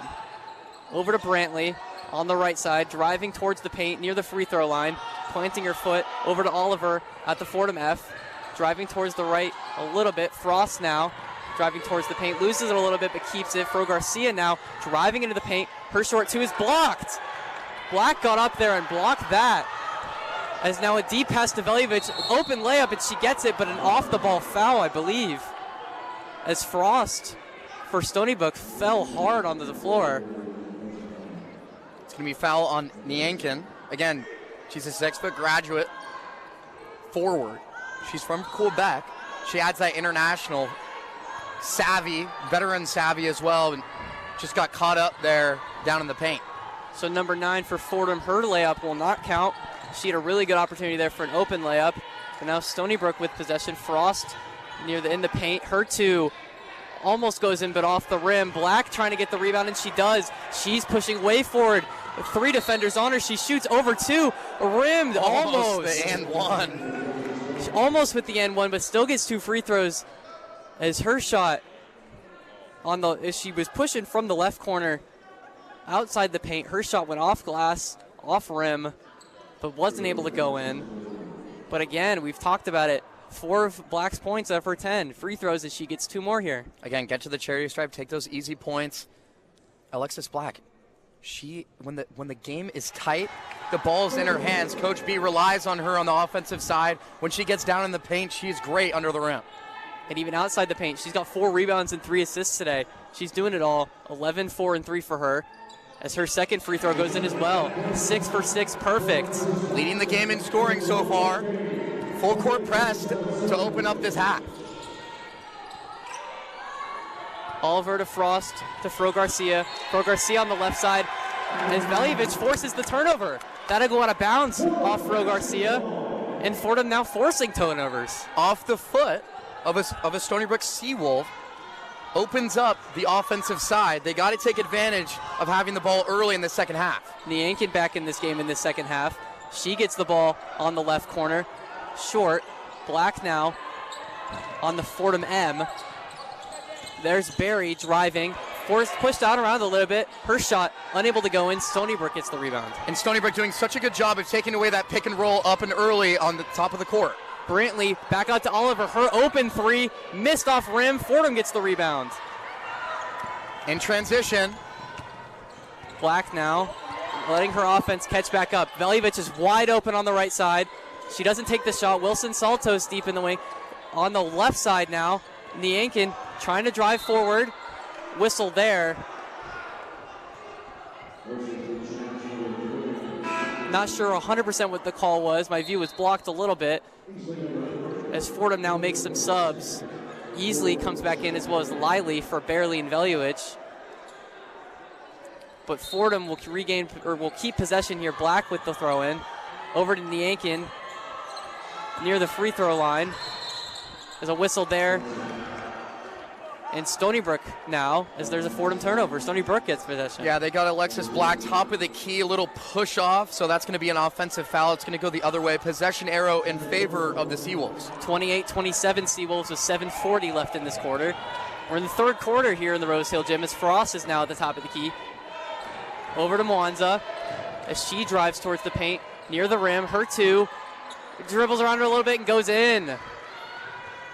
Melissa Mwanza has experience against Power 5 sides and offers that rim protection that's been so valuable for the Seawolves so far this season. Easily over to Black. Her 3 off rim, doesn't go in. A couple girls falling over. Frost picks up the ball. Over to Oliver. Under the rim, blocked by Niankin, but goes the other way. Tries to do the reverse layup, doesn't go in. Wilson Saltos gets the rebound, tries to chuck it over to Liley, away for She would have had a really open layup there, but the pass goes out of bounds. Good effort there. Emma Wilson-Santos kind of was on like half of a foot there, kind of on that baseline. Had to throw it away, but what you do there is you kind of just throw it off the player in front of you, goes off them, and it's still possession error in favor of you. Fro Garcia now near the top of the key. Over to Frost, her right corner, her right wing three, off rim, doesn't go in. Black with the rebound, over to Easley. She's now driving her short two, off rim, doesn't go in either. A couple players bouncing around. Lively now with it, throws it off a Stony Brook defender, but it stays in bounds, and Fordham keeps possession. Black now on the left side, left wing. Over to Wilson Saltos, over to the other side, as Lively now, a lot of pressure, she's pushed while shooting. Shot doesn't go in, but I believe she'll get free throws on that. Yeah, rock being shared so generously so far in this second half. It's been huge for this Fordham Rams team. The off-ball movement has been massive, especially on this near side block where they're getting the ball inside. They're going towards the baseline, and that's how London Lively, the 6-foot freshman out of Maryland, again, she adds depth to this Fordham Rams team, and she gets to the charity stripe. Fordham down by 3 with 6:30 left in the third quarter. Amoshala replaces Wilson Saltos as Lively's first free throw, a bit off to the right. 30-27 Seawolves with 6:29 remaining in this third quarter. Lively with 3 points, looking to add a fourth, and she doesn't. That one's a little short. Both of them. Frost gets the rebound there for Stony Brook. Oliver on the right side. Back to Fro Garcia. Guarded by Easley. Over to Frost, top of the key. She's driving into the paint near the free throw line. Loses it. Lively now with the ball. She's pushing forward. 2 defenders in front of her, so she backs off and forces it back to Easley, now to Black. Black driving forward on the right side alone. Her short two misses, but there's an offensive rebound and in! Amashula! The high energy gets the 2 and the and 1, I believe. Oh, so precious Omo Shula, the 6'2 sophomore, one of the tallest players in the A-10. She's from London, England, but she brings us athleticism, and Rose Hill's getting a little bit louder here, Derek, in the second half. I'm going to give you flowers on that one. I really like that. It's Precious. There we go. Makes Complete her the and 1. 30-30 now. Tied Seawolves Rams with 5:55 left in this third quarter. Fro Garcia Frost playing catch, throwing it back to back. Over to Oliver on the left wing. Back to Frost, top of the key. Inside, batted away by Omashula. Out of bounds off her as she just slapped that pass away. Stony Brook keeps possession. Mason Hill is going to check in for Alexis Black. Alexis Black has been on the court almost the whole entire duration of the second half so far in this third quarter, so she's going to take a rest. And even while she's leaving, still communicating with her team, trying to keep stuff going. Fro Garcia now trying to communicate with her offense as this game is now tied again. As there's Beretti, and that'll go out of bounds once again as Hill forces that out of bounds. 3 seconds on the shot clock for Stony Brook as they keep possession, and Beretti with the throw-in. Trying to find someone to throw it to. Batted away, Fordham has it, and Lively will keep it. Stony Brook unable to find something there. Easley forcing forward, pushing fast. Her two blocked. She's trying to keep it, and she does. She escapes away from the paint, and her pass went a little wide, but Hill keeps it, and Hill gets it back on the right wing. Easley now. Good job to slow it down, top of the key. You got 9 seconds to go. We're going to get a pick and roll, top of the key. Trying to push forward, right wing, still at the 3. Lively, her 3, short, off the rim. New shot clock. Fordham gets the rebound. Omashula, the pass for her, it's taken away by Stony Brook. Fro Garcia pushing towards down the court. She's in the paint. Corner 3 is off rim just a little bit, went in and out for Beretti. Hill now pushing forward, guarded by Fro Garcia, and a whistle there. Fordham keeps possession, but stops play for just a little bit to slow it down. 4:39 as Fordham enters the bonus. I mean, how about the tempo in this second half? We're not at 30, but it's been a fast-paced game so far, and that's because of the lineups that they're putting in this game. again, both of these head coaches, Joy McCorvey of Stony Brook and head coach Bridgette Mitchell, they both have experience at these top-tier programs. They know what it takes in that second half. Again, the Stony Brook Seawolves, they secured 22 offensive rebounds and converted those into 22 second-chance points against that big win against Rutgers last week. But again, in that fourth quarter, Derek, they went on a 21-9 run that sealed that win. So the second half is their specialty for this Seawolves team, and they've been great on the road in past seasons. Last season they were great, and again, McCorvey says that you must defend if you want to play and win, and that's what they're doing so far. But speaking of second chance points, Stony Brook only with 3, Fordham with 6. So Fordham has won that battle, but still not really a lot of points to be had on the second chance as this game is tied. And I did see Fro Garcia, the conductor of the Stony Brook team, has played every single minute. We've talked about her a lot, leaving the court extremely frustrated. She was yelling about a little bit. She seemed very, very angry about maybe some calls, maybe how the team was playing, maybe how the game was going. But frustration building could build mistakes, and that's not what you want as a Seawolves fan. You don't want them to see them getting frustrated. That could force mistakes, that could force turnovers, which Fordham has seemed to win the turnover battle so far in this third quarter. Yeah, it's exactly what you want if you're Coach B. That first half was a little sloppy with the turnovers. You had 8 or 9 turnovers in that first half. Again, we've talked about it. You had 17 last game. You want to improve, so you want no more than 16 turnovers. So they're right in that sweet spot.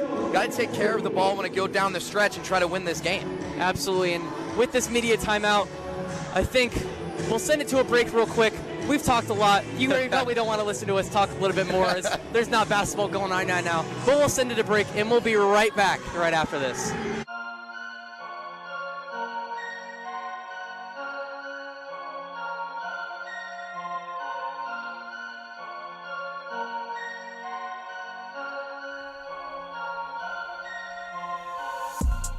Want to be part of the Ramley? It all starts here. I'm Nathan Rogers. And I'm Kate Cox, and we are 2 of your hosts for On the Hill, WFUV's exclusive podcast for all things Fordham athletics. From the field of Moglia Stadium to the hardwood of the historic Rose Hill Gym, we've got you covered with the ins and outs of Fordham sports. Every week, every play, every round. Tune in weekly wherever you get your podcasts. This is On the Hill.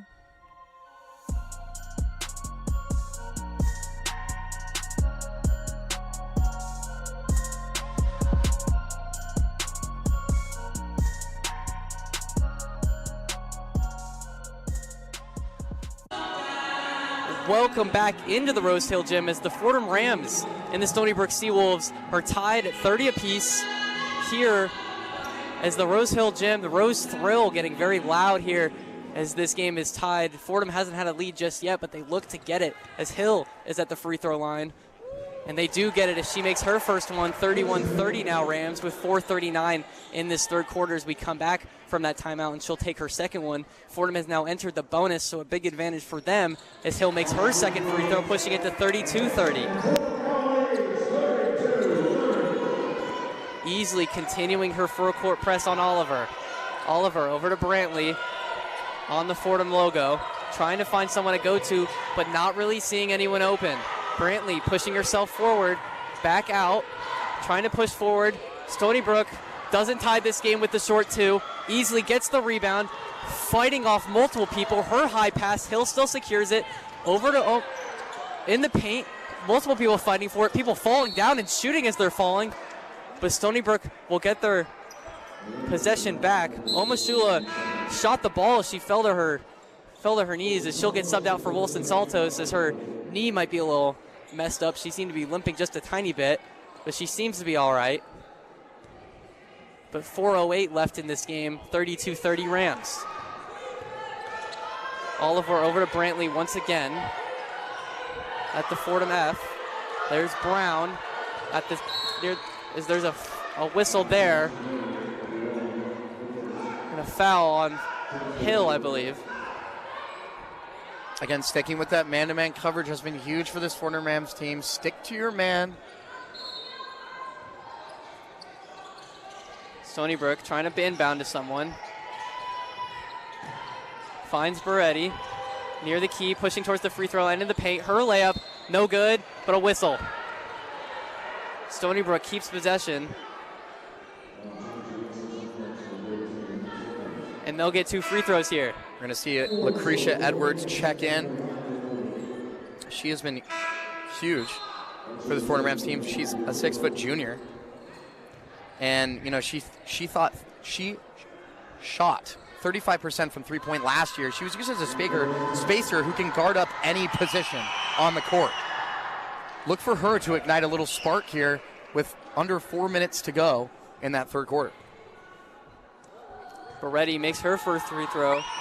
Delaney Cooper checks into this game for Stony Brook as Beretti misses her second free throw. 32-31 Rams as Black pushing forward. Her 2, good, and the and 1. Alexis Black in the paint, pushing forward, gets the foul. It's an and 1 frenzy here in the Bronx. The transition burst has been huge for this Fordham Rams team. Alexis Black, have a night. Up to 14 for Alexis Black, and she'll have a 7th free throw here. Perfect so far, 6 for 6. Can she continue that? Could put the Rams up 5 here if you make. And she doesn't. It goes in and out twice, but then a whistle immediately. It's going to be a foul on the floor. So the Rams will retain possession. That's on Beretti down low on that box out. And with both teams now in the bonus, the Yankin will take the free throw as Alexis Black continues to communicate with her team. As that first free throw from the Yankin goes in and out twice. Got to make these free throws at the charity stripe if you're the Fordham Rams. Again, take the easy points, for they are. 34-31 Rams, 3:43 left in this quarter. The second free throw is good. 35 now. Full court press, Fordhams are trapping. 3 Fordham Rams on the other side of the court as they now fall back. Beretti thought about a corner 3 but doesn't. Now Brantley over to Cooper on that right wing. Ball slips away a little bit. Alexis Black falls on it but doesn't quite get it. And now she steals that. The pass to Beretti wasn't strong enough, so she jumps right in front of it like an interception. Everyone hitting the deck. We're going to call a play here. There's going to be some off-ball motion. Someone's going to come up for a pick and roll. See if he can get the ball in the paint. Wilson Santos with the screen. Black now. Over to Edwards. Top of the key. Black back over to Black on the right wing. Wilson Santos with another screen, but not able to really get there as there's a whistle there. It's going to be a shooting foul. They're in the bonus here, so. Great smart play. Driving in on the far side. Get that pound dribble. Get past your defender. Draw an easy foul. Get to the charity stripe. Opportunity to put the Rams up 6 here late in the third quarter. Alexis Black with 14 points, 5 rebounds, 3 assists. She's done a lot, especially on the communicative side, leading this Fordham offense as her first free throw is short. Now 6 for 8 from the line, but still leading the game in scoring.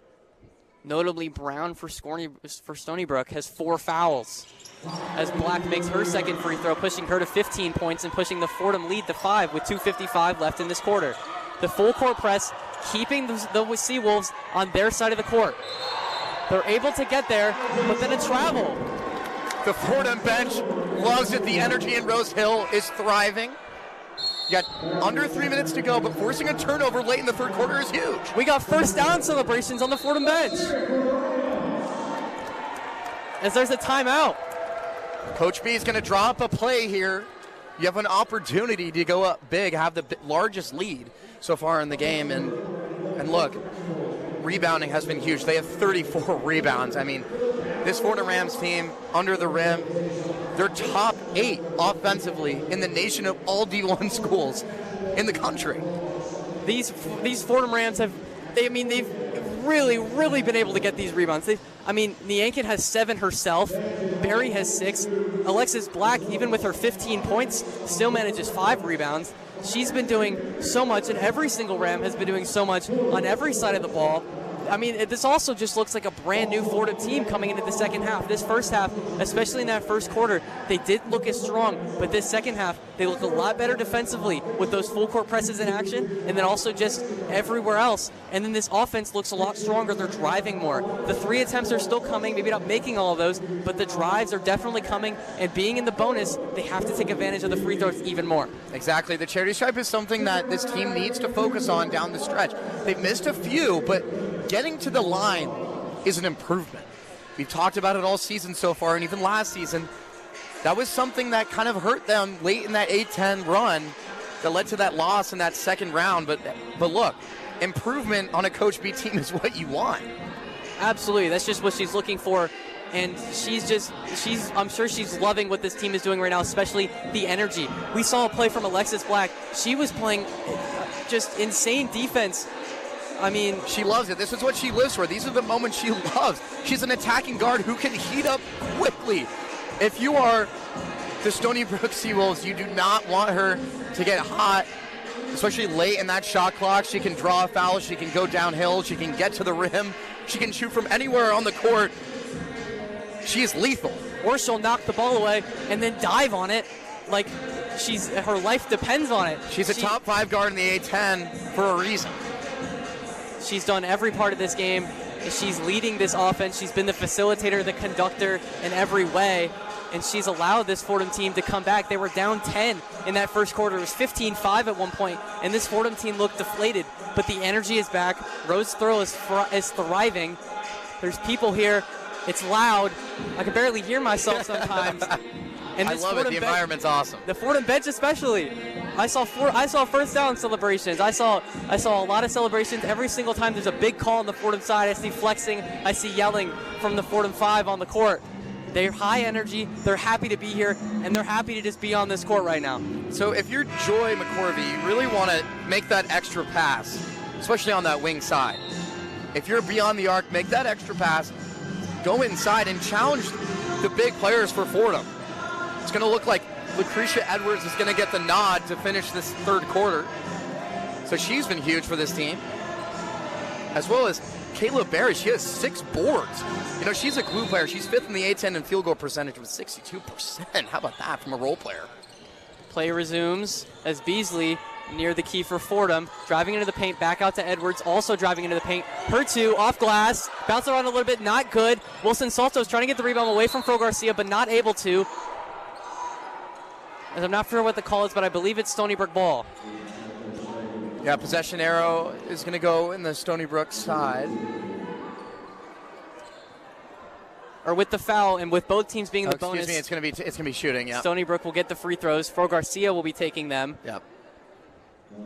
As she's been huge for this Stony Brook team. With Stony Brook also trying to take any points that they can get. As Row Throw gets loud for these free throws. But the first one's made by Fro Garcia. She's from Spain. She has that veteran savvy, but she's a graduate. You know, she was from U of Chicago, Illinois. She had 5 assists in that Rutgers upset. She controls the tempo. She is the team's metronome. She makes her second free throw, pushing this game 36-33 Rams, 2:30 left. Black over to Easley near the key. Near the horn of the Ram. Fordham passing around along the key, communicating. Seems like they want it to Edwards on the right corner. Wilson Salto setting the screen, allowing Black forward. Berry, corner 3, misses just off, but tries to get her own rebound, but unable to. Frost with the rebound for Stony Brook. Brantley now near half court. Over to Fro Garcia, who's played basically every minute of this game. As now there's a 2 attempt from Wanza, but she misses. Berry getting the board. Easily pushing forward. Fordham playing quickly. 1:45 left. Wilson Saltos with the board, with the layup, and she'll make that, pushing the Fordham lead to 5. That's a heads-up play by Easley to get the ball inside to Emma Wilson Santos. Both teams pushing forward fast, not giving each other breaks. Both teams tired, playing fast, playing efficient, trying to do everything they can to continue scoring. Back out to Frost, top of the key, 3. It's bank. Cash it in, Frost with the 3. That's only their 3rd of the game for Stony Brook. She's a breakout sophomore. She almost averages a double-double, but she had 21 against Rutgers, now averaging a double-double early in the season. Easily now top of the key, loses the ball. That's a costly turnover. Ill-advised turnover for the Fordham Rams. That's their 14th of the game. She got surrounded by 2 Stony Brook defenders and just lost the ball there. As now Stony Brook with a chance to tie or take the lead in this game. That's Mwanza over to Brantley on the top of the key, but she loses the ball. Over to Edwards, over to Black, but she loses it, gets it back, loses it again. Black falls on it, and Black and Mwanza mouthing in pain. It's going to be Stony Brook ball. Both players get up surrounded by their teammates. They both seem to be okay. They're going to call Alexis Black for another foul. It is her 3rd of the game. She will remain in the game. 43.6 remaining. Fordham up 2. Scores 38-36. Going to inbound the ball from about half court. Alexis Black does leave the game for Hill. Yep. As Stony Brook has the ball about half court. Over to Brantley, top of the key. She has a lot of space. Frost now driving into the paint. Blocked and pushed away. Wilson Saltos keeps her feet in bounds and gets the rebound. Over to Easley. 30 seconds remaining. Not a lot of time for either team. Niankin driving back over to Veljovic, driving into the paint. Her 2 is banked in. Find the open lane and take it. No turn signal needed. 40-36, 15 seconds left. Stony Brook pushing, trying to do anything they can. Fro Garcia trying to score some last-minute points before the 4th quarter starts. 8 seconds left. She's driving into the paint. She's fouled. Her attempt off glass doesn't go in, but fouled hard as she falls to the ground. And that's a good foul if you're the Fordham Rams. You got 5 seconds left. Yes, they're in the bonus, but that's an easy layup. The lane was open. You got a foul there, so it's going to be Sandra Frau Garcia at the line.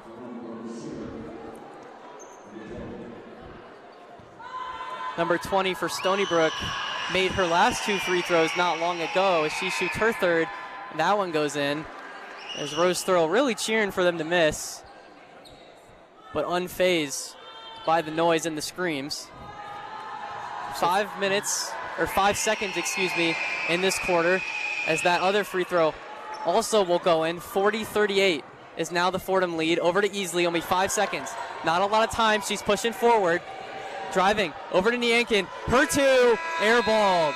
Not able to push that through as time will expire for this quarter. And we're going to a 4th quarter. Only a 40-38 lead for Fordham. Not big, but enough. And definitely more than they've seen in the past couple quarters. Fordham finally takes a lead.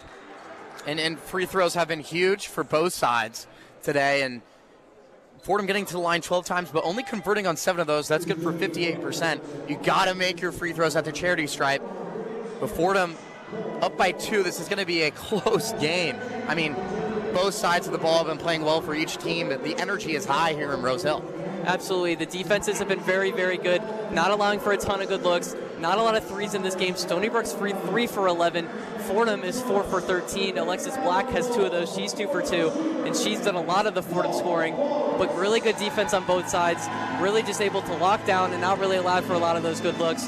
But as the players will take a timeout and take a little break before this 4th quarter, we will do the same. And we're going to send it back to the studio for a little break.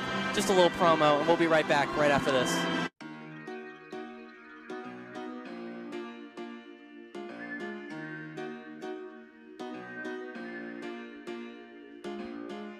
Hey everyone, it's Lydia Perner. And Grace McCarran. And we are 2 of your hosts for 5 on 3. WFUV's best, if only, hockey podcast. With all the storylines in the tri-state area, you won't want to miss an episode. How will Matthew Schaefer fit in with the Islanders? And will the Rangers have a bounce-back season under Mike Sullivan? Finally, will the Devils be able to stay healthy and hit their full potential? Stick with us all season for all things NHL and Will Cooley updates on WFUV Sports.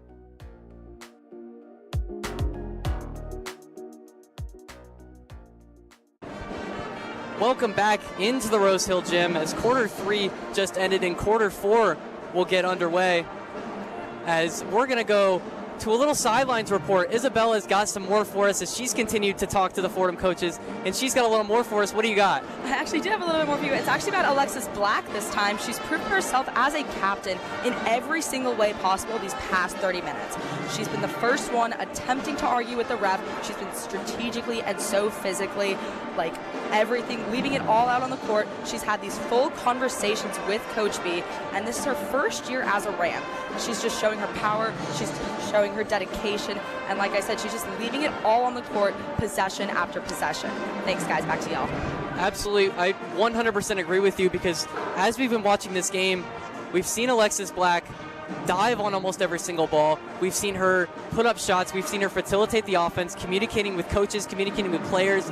She's played with the most energy that I've seen from any Ram, and she's been the most ecstatic to be here, even as a first-year Ram. Only her fourth game in this gym, but she's played like a leader, and she's definitely shown why she scores 21 a game and why she has 15 right now, even in a tight game, 40-38. 100%. But look, Stony Brook thrives in this fourth quarter. This is how they beat a Big Ten opponent, one of their biggest program wins in history. They went on a 21-9 run in that fourth quarter. So look for Coach B to really lock down this team. You got to go man-to-man coverage here for the Fordham Rams.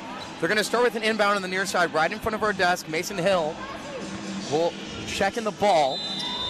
A new quarter, you got 10 minutes, and Fordham is up by 2. 10 minutes left to decide this game. 40-38, as you said, Nathan. Easley on the right wing, as she's surrounded by multiple Stony Brook defenders, has to get rid of it, but gets it back from Veljevic. Easley now trying to force something. A nice bounce pass into Wilson. Wilson Saltos has another pass, and back to Veljevic. Her three, not good. Stony Brook gets the rebound and then a foul, as Stony Brook will retain possession, but a lot of good off-ball movement and a lot of good passes there from Fordham, as they were able to try and facilitate something, but it just didn't, the shot just didn't fall. Frost now for Stony Brook immediately loses that, but Fro Garcia picks it up for her. There's Mwanza near the free throw line, as she's trying to find someone open, but isn't able to. Fro Garcia now on the right wing, driving into the paint, passes over to Frost on the left corner, loses it, but immediately finds someone. Their shot hits the bottom of the backboard and doesn't go in. That was Beretti. Easily now pushing back Fordham's way. 9 minutes left in this game. Veljevic receives the pass from the other corner. There's another whistle there.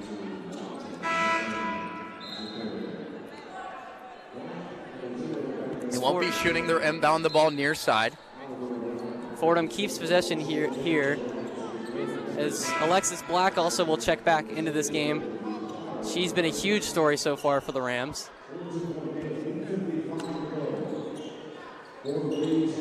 Hill inbounds it to Black.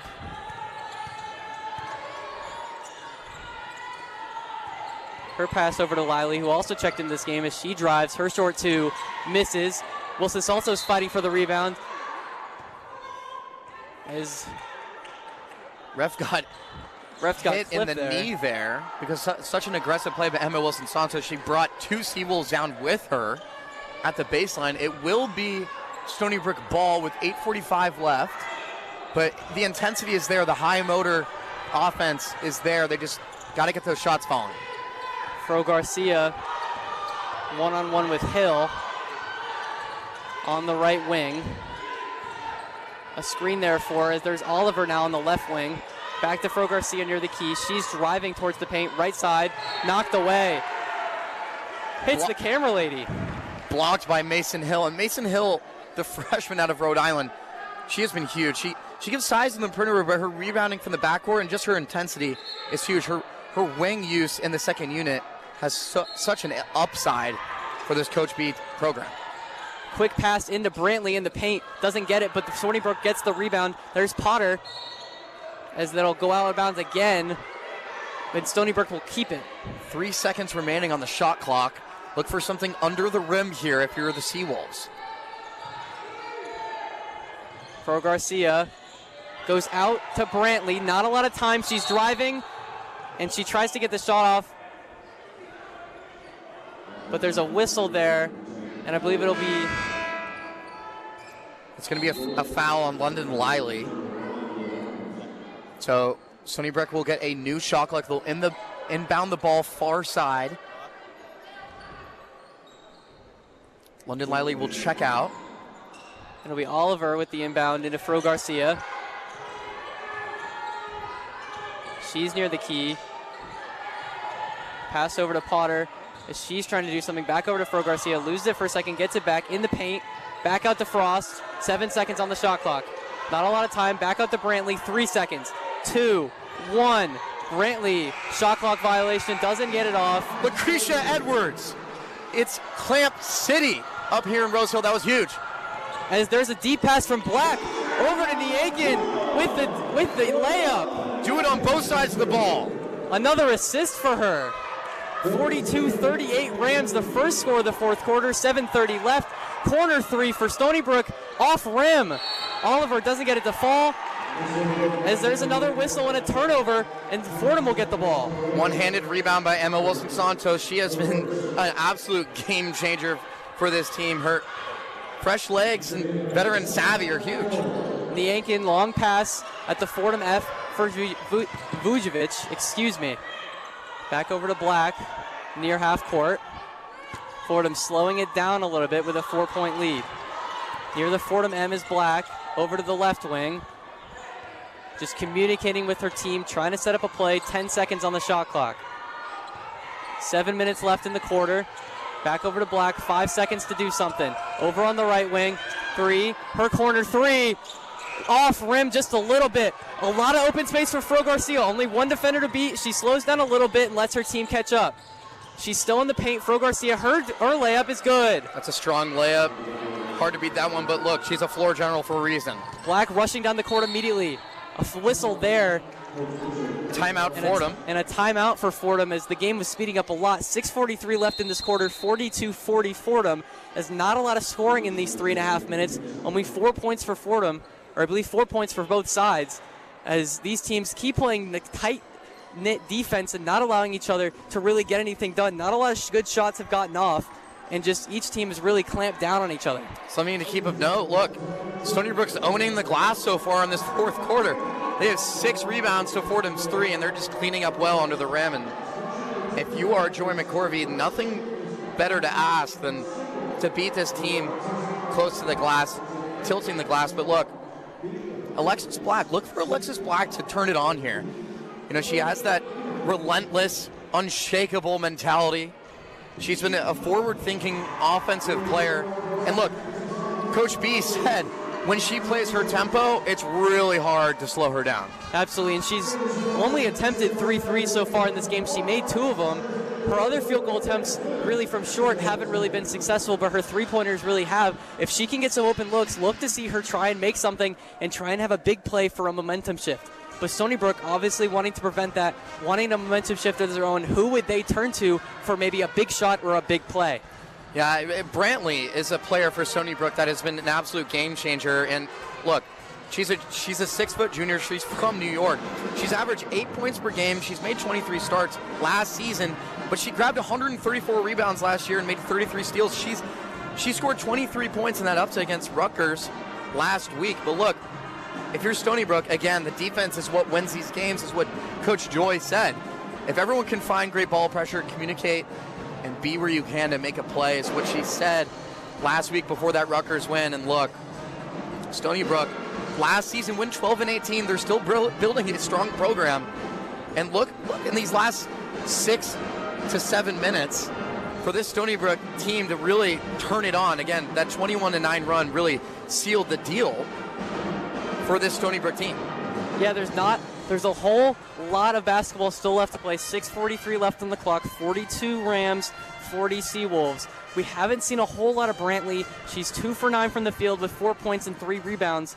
And she really hasn't had a huge impact on this game. Maybe her ability to go out there and score some points, she really needs to do that for Stony Brook with 40 points on the board for them. But we've seen a whole lot from a whole lot of other players, and these teams really divided. And I think as this timeout continues to go on, I think you've heard us talk a little too much again. So I think we're going to go to a quick break, and we'll be right back after this.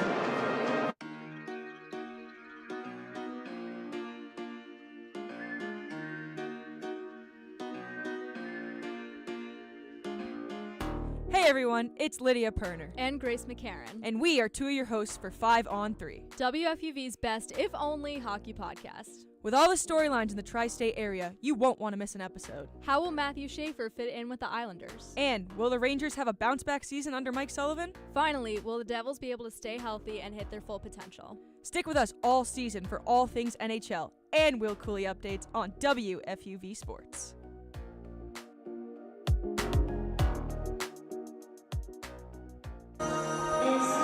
Welcome back into the Rose Hill Gym as play is about to resume in this game.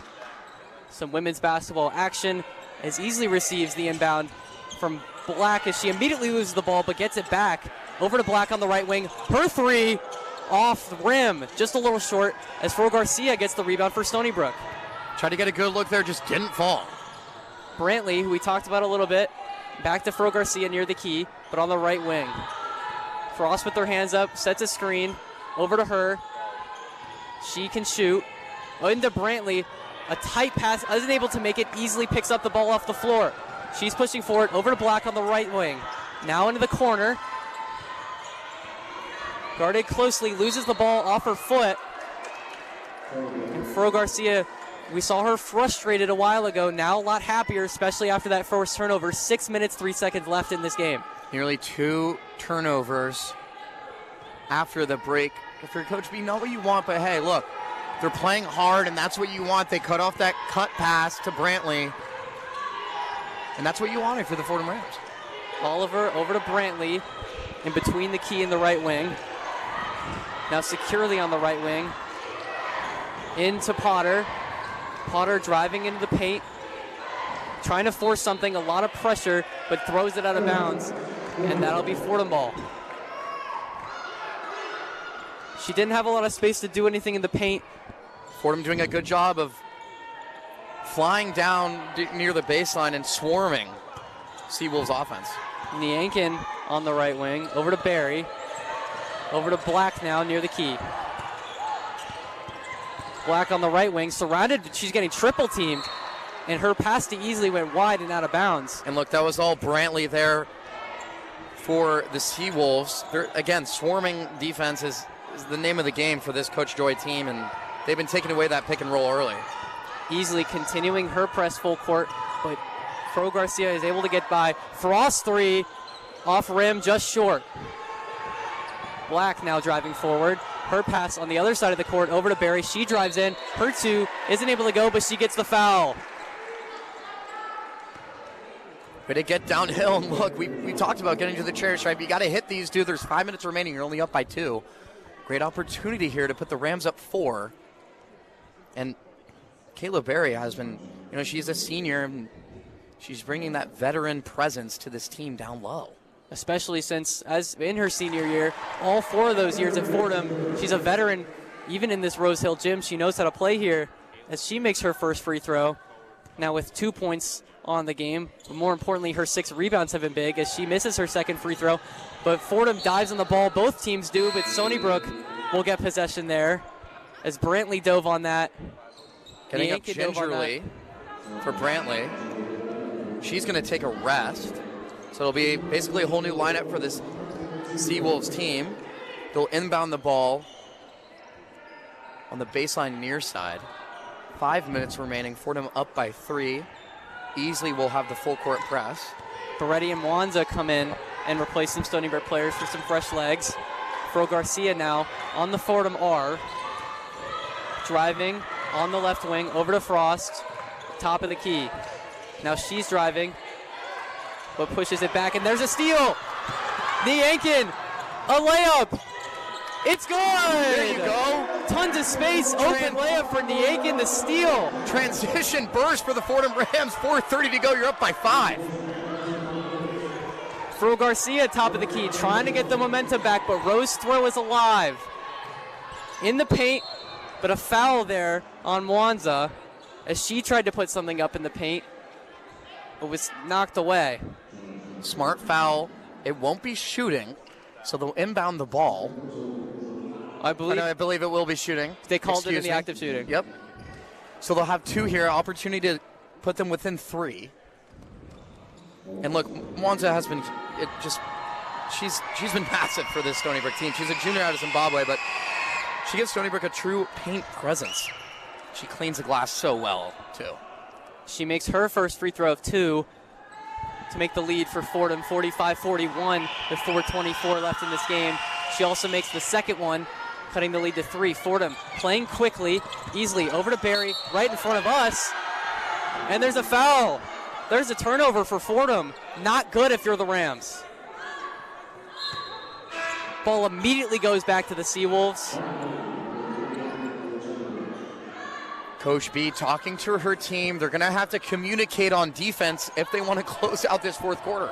Frost with the ball on the left wing, over to Fro Garcia now at the Fordham O. She gets a screen, and there's another foul. That's going to be a walk. So excuse me. Fro Garcia will get the call for the travel. It will be Fordham ball, but look, Stony Brook is full court pressing man defense. Stony Brook really keeping Fordham on their side of the court. They're able to finally get it on their side. They're going to call the flip-flop on that half because they didn't get it past half court. They got it past half court and passed it back to the other side, so it'll go to Stony Brook. They got the outlet pass to break the press, but couldn't find the success getting to the other side of the half-court line. 4 minutes left in this game, only a 3-point lead for the Rams. Pass into the paint, over to the corner 3, Beretti to tie. Off rim, Nada goes in, but they got the offensive rebound, but a whistle called as there's a player down for Fordham. I believe that's Kayla Berry. I believe so. Coach B going to check on her player. She is getting helped up. Looks like she fell on maybe her ankle. She's being helped up by trainer and her coach. She'll walk gingerly off the court. She gets a round of applause from the Rose Hill audience. She's tough to see her go down. As you know, again, we've talked about her night in and night out, but she's a glue player. She shoots the ball so well and cohesively connecting this Fordham team. A tough blow for the Rams with under 4 minutes to go. We wish her the best. Absolutely. She needs to be helped off the court a little bit. Hopefully it's not serious and she can recover. But back to the game, Stony Brook retains their possession on their side of the court. They inbound it, almost lose it immediately. Fordham playing very good defense on their side of the ball. Monza finally just puts up a shot but misses it. Really good defense to make Monza. On the stop there. Black near the top of the key. Good handles as she's trying to make some space here. Over to Vucinovic as she had a really weak pass back to Black that almost got taken away. But luckily she kept it.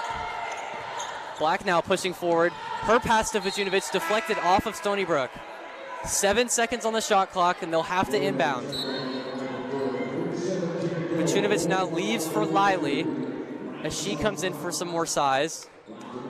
And Black will inbound.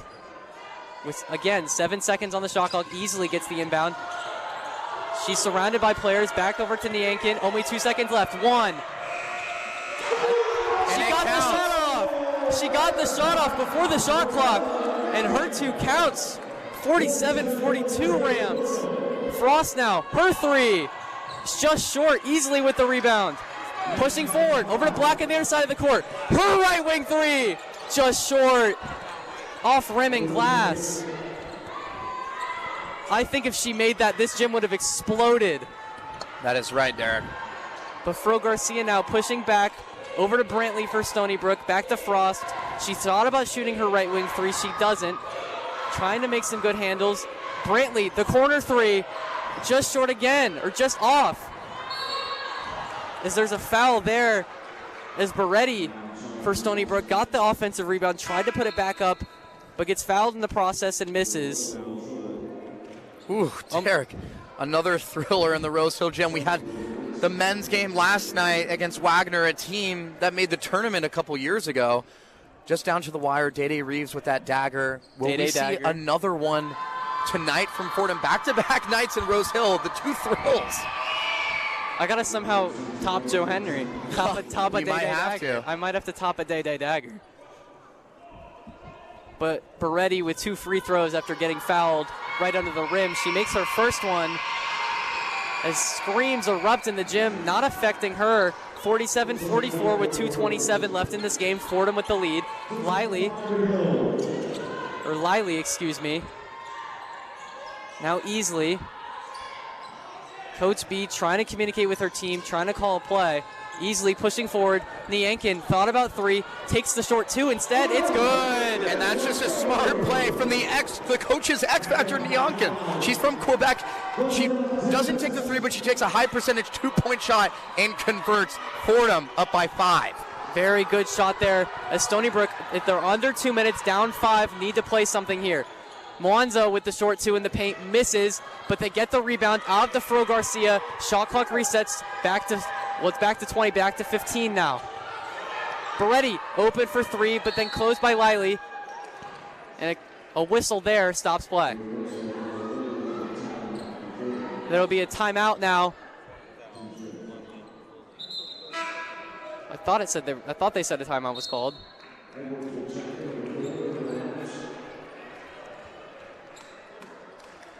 Or, excuse me, the Seawolves now in the bonus. So that 2. The foul on Beretti will result in free throws. Big for the Seawolves, down 5. The screams again unaffected, or Beretti's unaffected by them, making her 3rd in a row as she just made 2. She's 5 for 7 on the day, 10 points for her. Her second goes in as well, as now Fordham playing fast once again. Edwards back on the court, over to Easley. Only a minute 30. Not a lot of time. Over to Edwards once again. Now over to Niankin in the corner. She takes the short 2. Bounces in and out. Wilson Santos with the double time. Emma Wilson Santos. She gets the offensive rebound and puts it back for 2, 51-46. As now there.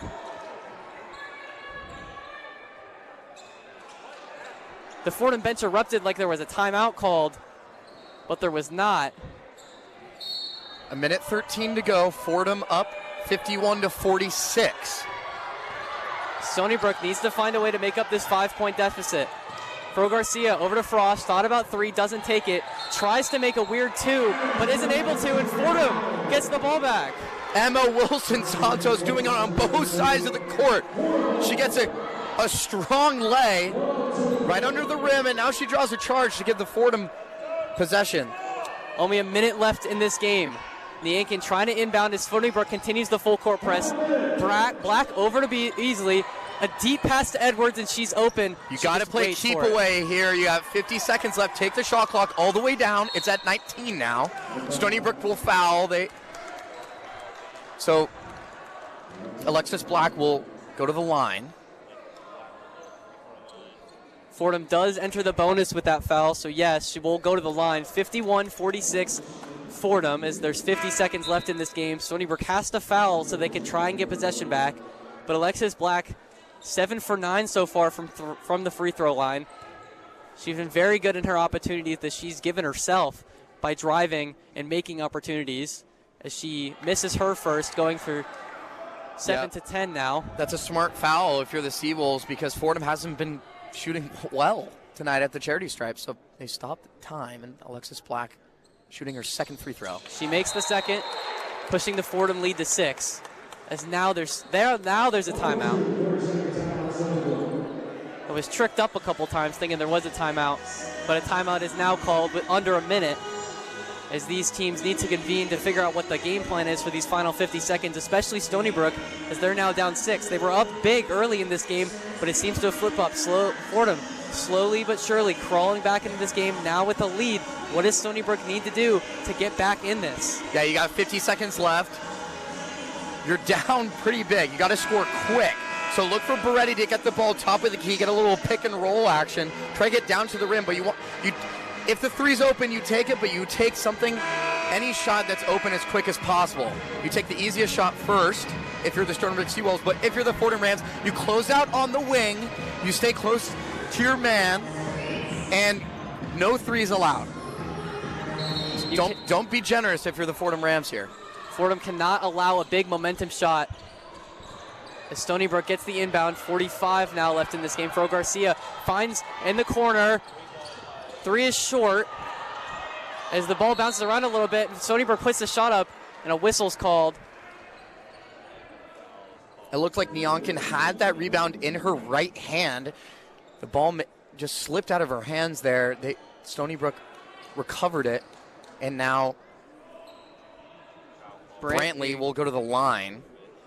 Great heads-up play there from Stony Brook to get to the charity stripe. Brantley makes the first free throw, and it seemed like Stony Brook's game plan was to try and get it out to Beretti for the corner three, and they were successful. They got her a pretty good look, but she did miss it. But that's the best case scenario for the Seawolves. You stop the clock, you get 2 easy points at the line. Now you got 40 seconds to work with. You're down by 4, so it's a 2-possession game. It'll be Rams ball.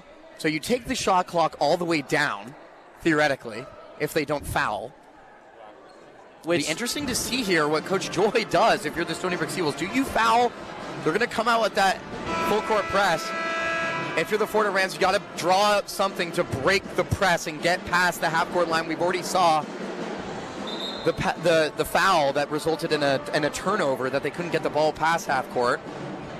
So that's going to be key for momentum here in the last 40 seconds. It's very interesting, the mind games that we'll see between the two coaches and even between the two sides. The two players playing the role of point guard here with Black and Fro Garcia, seeing how maybe they try and trick each other, seeing how they play each other as Fro Garcia actually is guarding Black, but Black escapes out of there. She's at the corner as her pass to Hill goes out of bounds. Will remain Fordham ball. 28 seconds on the shot clock, 37 remaining. Fordham trying to push this down as far as they can, give Stony Brook as little time as they can. They get it into Black. She escapes, but they foul her immediately. 35 seconds on the clock. Black will shoot her free throws, but Stony Brook gets what they want. They get the quick foul, only 5 seconds wasted. And if Black makes that second free throw, Stony Brook will have possession back.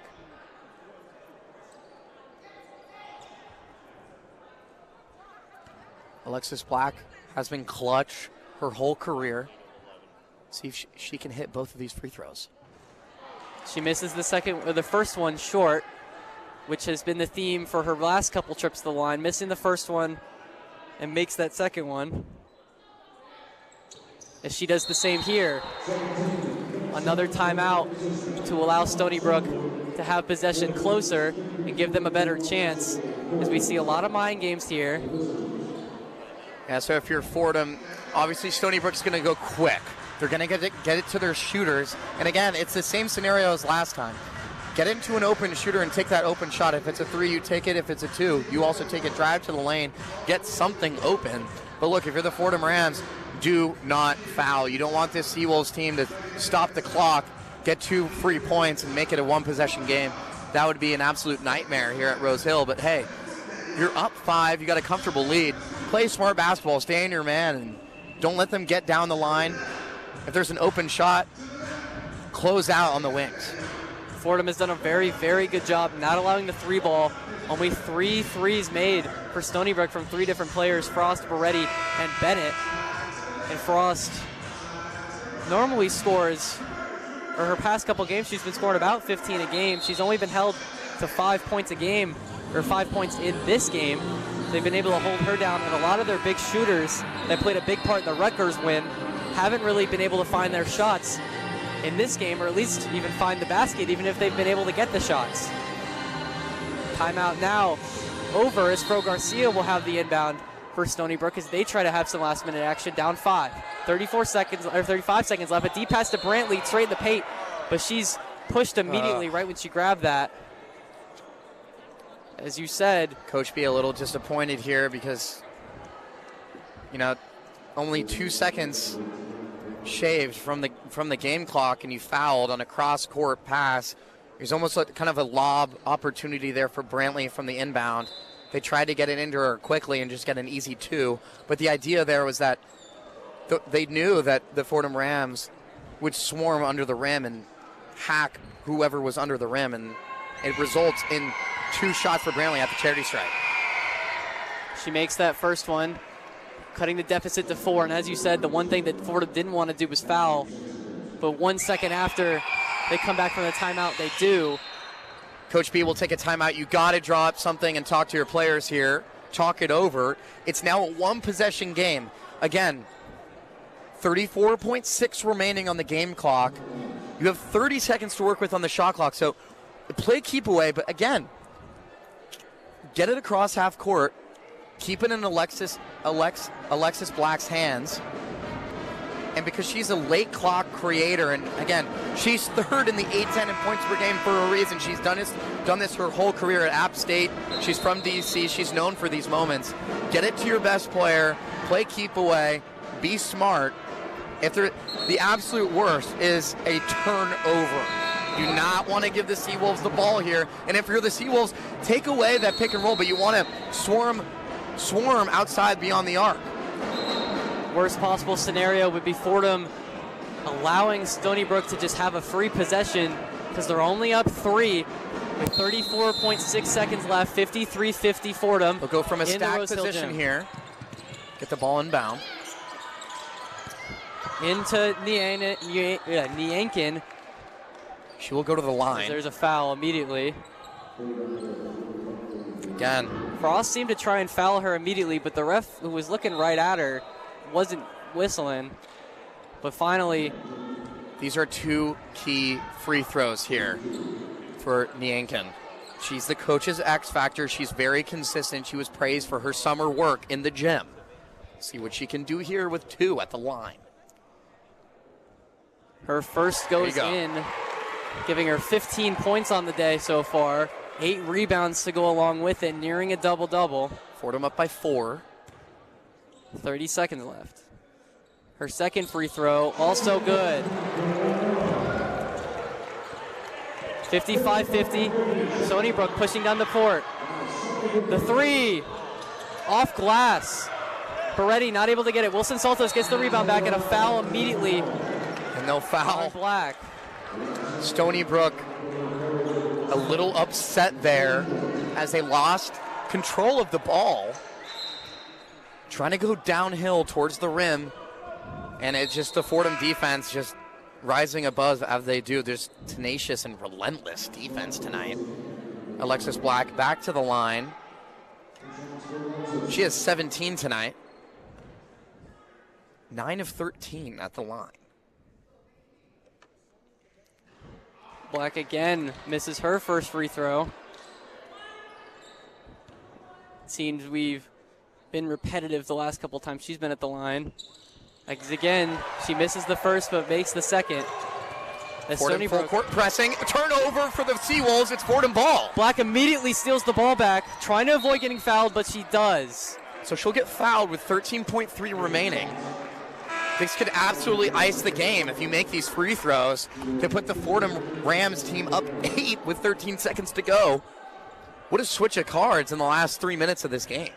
If Alexis Black makes both these free throws, that pushes the Fordham lead to 8 with only 13.3 left on the clock. 8 points in 13 seconds isn't exactly impossible, but it's improbable to say the least. As Alexis Black finally pushes through, makes that first free throw.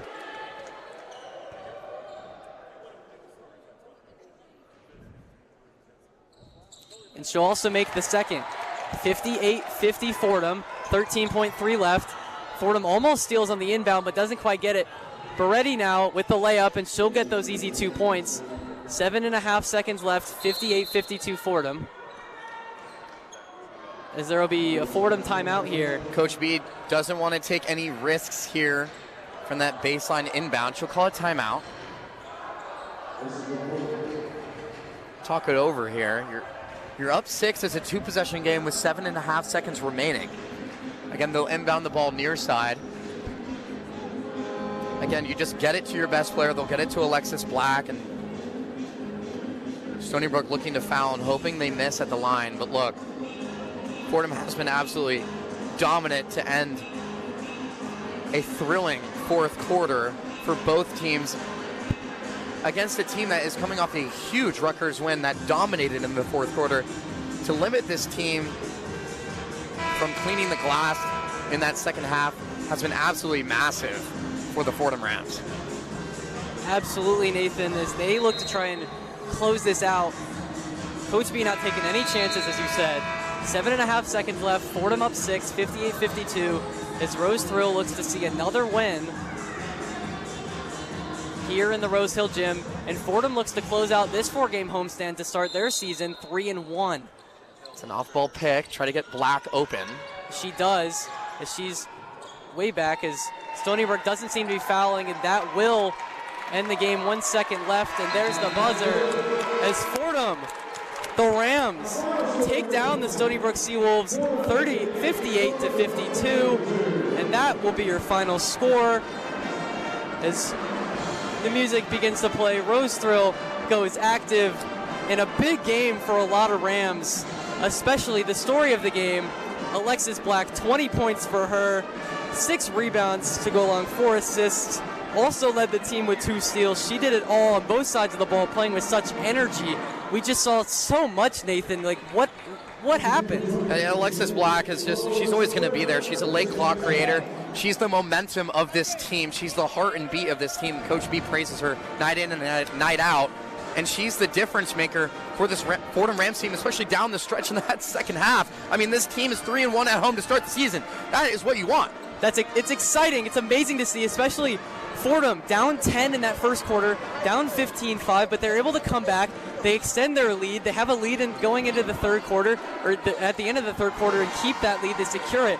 They play small ball. They play how they go. They see that their shooting maybe necessarily wasn't there.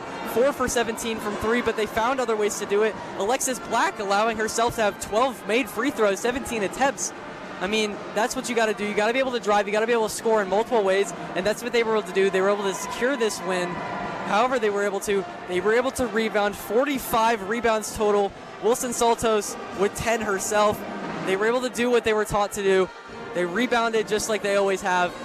Coach B, I'm sure, is happy with how the rebounding is going. 19 turnovers, just a little over maybe their set goal, but still not too many push-ups for the Lady Rams, as they'll, I'm sure, be happy at practice maybe to do those push-ups as they do come away with the win.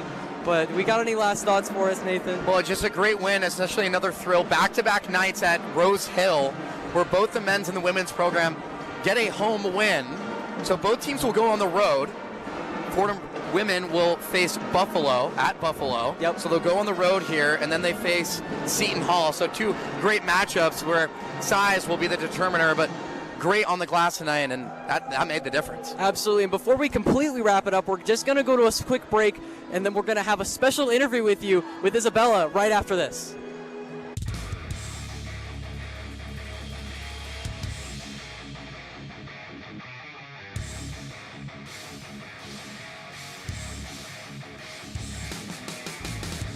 Hey Devils fans, Tucker Austin here from WFUV Sports, one of your New Jersey Devils beat reporters for the 2025-26 season. From Hughes Brothers Havoc to Heischer hat tricks and Markstrom masterclasses, I'll have you covered live from the Prudential Center for all things Jersey hockey. Follow me on X at @Taustin_24, where I'll have live game updates, analysis, and post-game coverage all season long as the Black and Red look to bring Lord Stanley back to the Rock. WFUV Sports is your home for everything New Jersey Devils.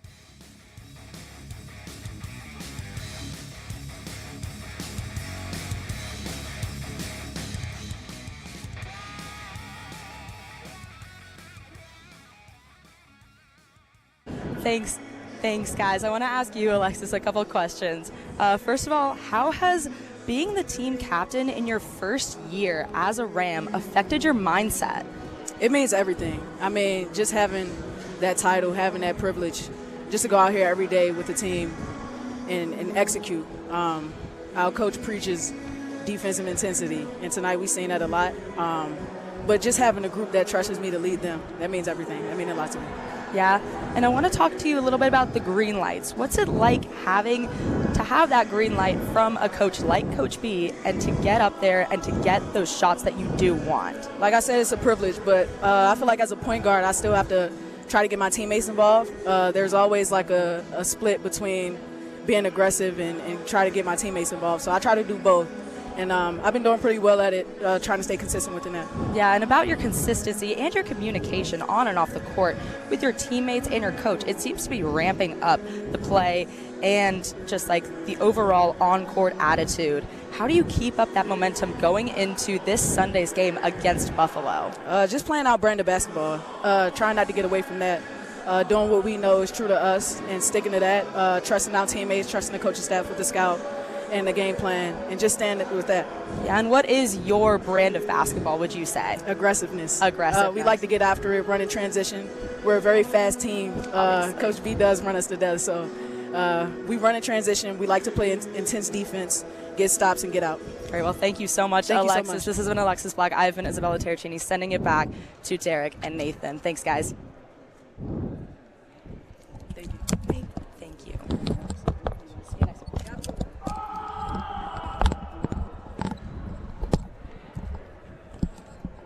And back with us after that special interview is we got the star of the game, Alexis Black. But I think that will finally do it for us, Nathan, unless you have final words for us for our first basketball broadcast ever. I mean, that was just a wonderful experience sitting beside Derek Beaulieu and IT Isabella Terracini. So it was great to join you today, especially just an amazing game at Rose Hill. Again, we talked about it, the basketball programs here rebuilding, but finding new identity is huge, and the culture here is thriving. Absolutely, and that's going to finally do it for us here at the Rose Hill Gym. Your final score once again was the Fordham Rams 58 and the Stony Brook Seahawks 52. A special thank you again to Nathan Rogers and also to Isabella Terracini. And I'm Derek Beaulieu saying so long from the Rose Hill Gym, and now we're going to send it back to the Rose Hill studio in the basement of Keating for a final post-game report with Kurt Sipple and Grace McCarron. Wrap it up for us, guys. The one-on-one post-game report. And welcome back to the Rose Hill Studios for our post-game report. Fordham takes down the Stony Brook Seawolves 58-52 is your final score. Star of the game, as Derek mentioned, Alexis Black with 20 points. We got a lovely interview with Isabella Terracini. Beautiful job there. But joined by my co-host, Kurt Sipple, I am Grace McCarron. Kurt, what did you see in the second half of basketball as it became Fordham's game? Fast break points, Grace. I think that's the biggest part of this game that I saw from Fordham. They had zero fast break points coming into the second half. Zero. Both teams had zero. Guess how much they had after? 22 fast break points for Fordham. They made up almost half of their points that they had for the second half.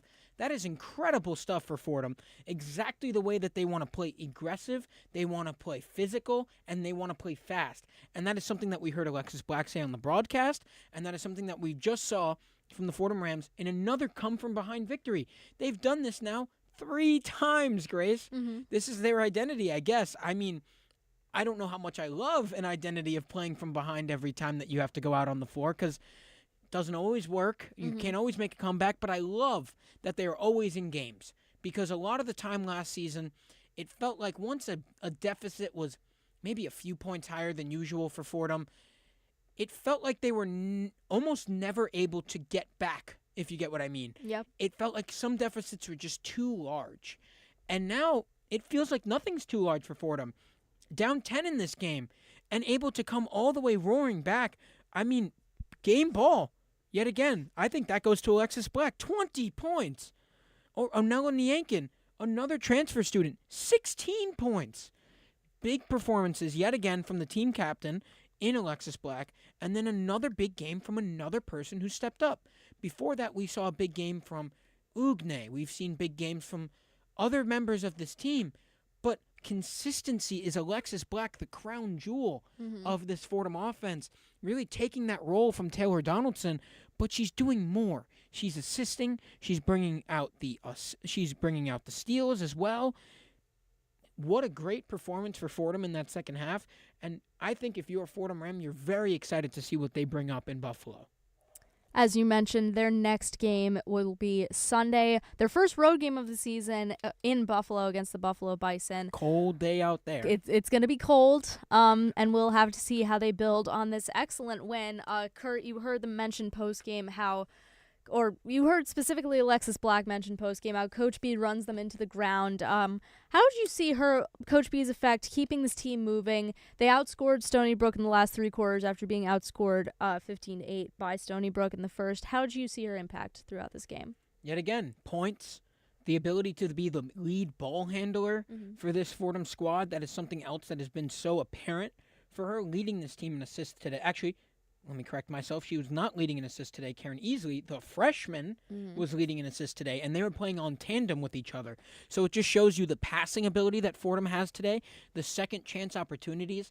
There might not be an assist always recorded for one of them, because Fordham also likes to utilize the hockey assist, going back and then shooting it for Fordham, which is a very big thing that Fordham has to do, is passing the ball around to get their best shot. Maybe during the fast break they can't find their best shot, but passing the ball again and then passing it again, you can get the ball out, because now people are double teaming Alexis Black, but then people like Ornella Niankin can shoot a big shot to bring them back up. Fordham has a lot of ability today in what they can bring out onto the floor. Emma Wilson-Saltos, 10 rebounds. That's a great stat line for Fordham. A very good piece of today's game that you take away, showing that you could still be physical against bigger teams, and you still have the ability to come back into games. Those 10 rebounds from Emma Wilson-Saltos, really big. Kayla Berry, too, 6 rebounds. And this is a game where you really did not see much of Ugne. 8 minutes from Ugne. She's their biggest member of the squad. Yeah. So I think that's also... That's key to showing you that there's next man up mentality in this Fordham Rams team a lot of the time. All right, so looking ahead for the Rams, as we mentioned, their next game Sunday, November 16th at Buffalo, and then after that they have their second consecutive road game Thursday, November 20th in New Jersey against Seton Hall before they return back to the Rose Hill Gym to face Manhattan College Sunday, November 23rd, right before Thanksgiving. Kurt, what are you looking for in these next few games from the Rams? Maybe a little less playing from behind, yes. But other than that, what do you want to see for them to continue this nice little run they're on? That's exactly what I want, Grace. I think that is the most apparent thing that Fordham has to work on. You have to make sure that you're not coming from behind in this game. That is the biggest part.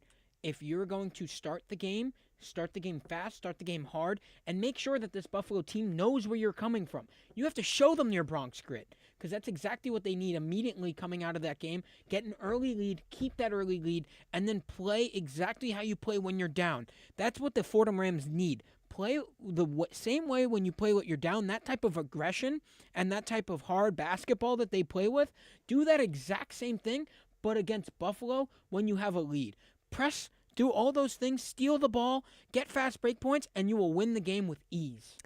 All right, well, that's just about going to do it for us. From the Rose Hill Studios, I'm Grace McCarran, joined by my co-host Kurt Sippel, Derek Beaulieu, and Nathan Rogers had the call for you guys tonight. Isabella Terracini on the sidelines, fabulous work by them. Our next broadcast, Fordham men's basketball at Iona on Friday, November 14th at 7 o'clock p.m. Joe Henry and Tucker Austin will have the call for you there, but for now, thank you so much for listening. From the Rose Hill Studios in the Bronx, I'm Grace McCarran with Kurt Sippel, signing off for tonight. Big Fordham win.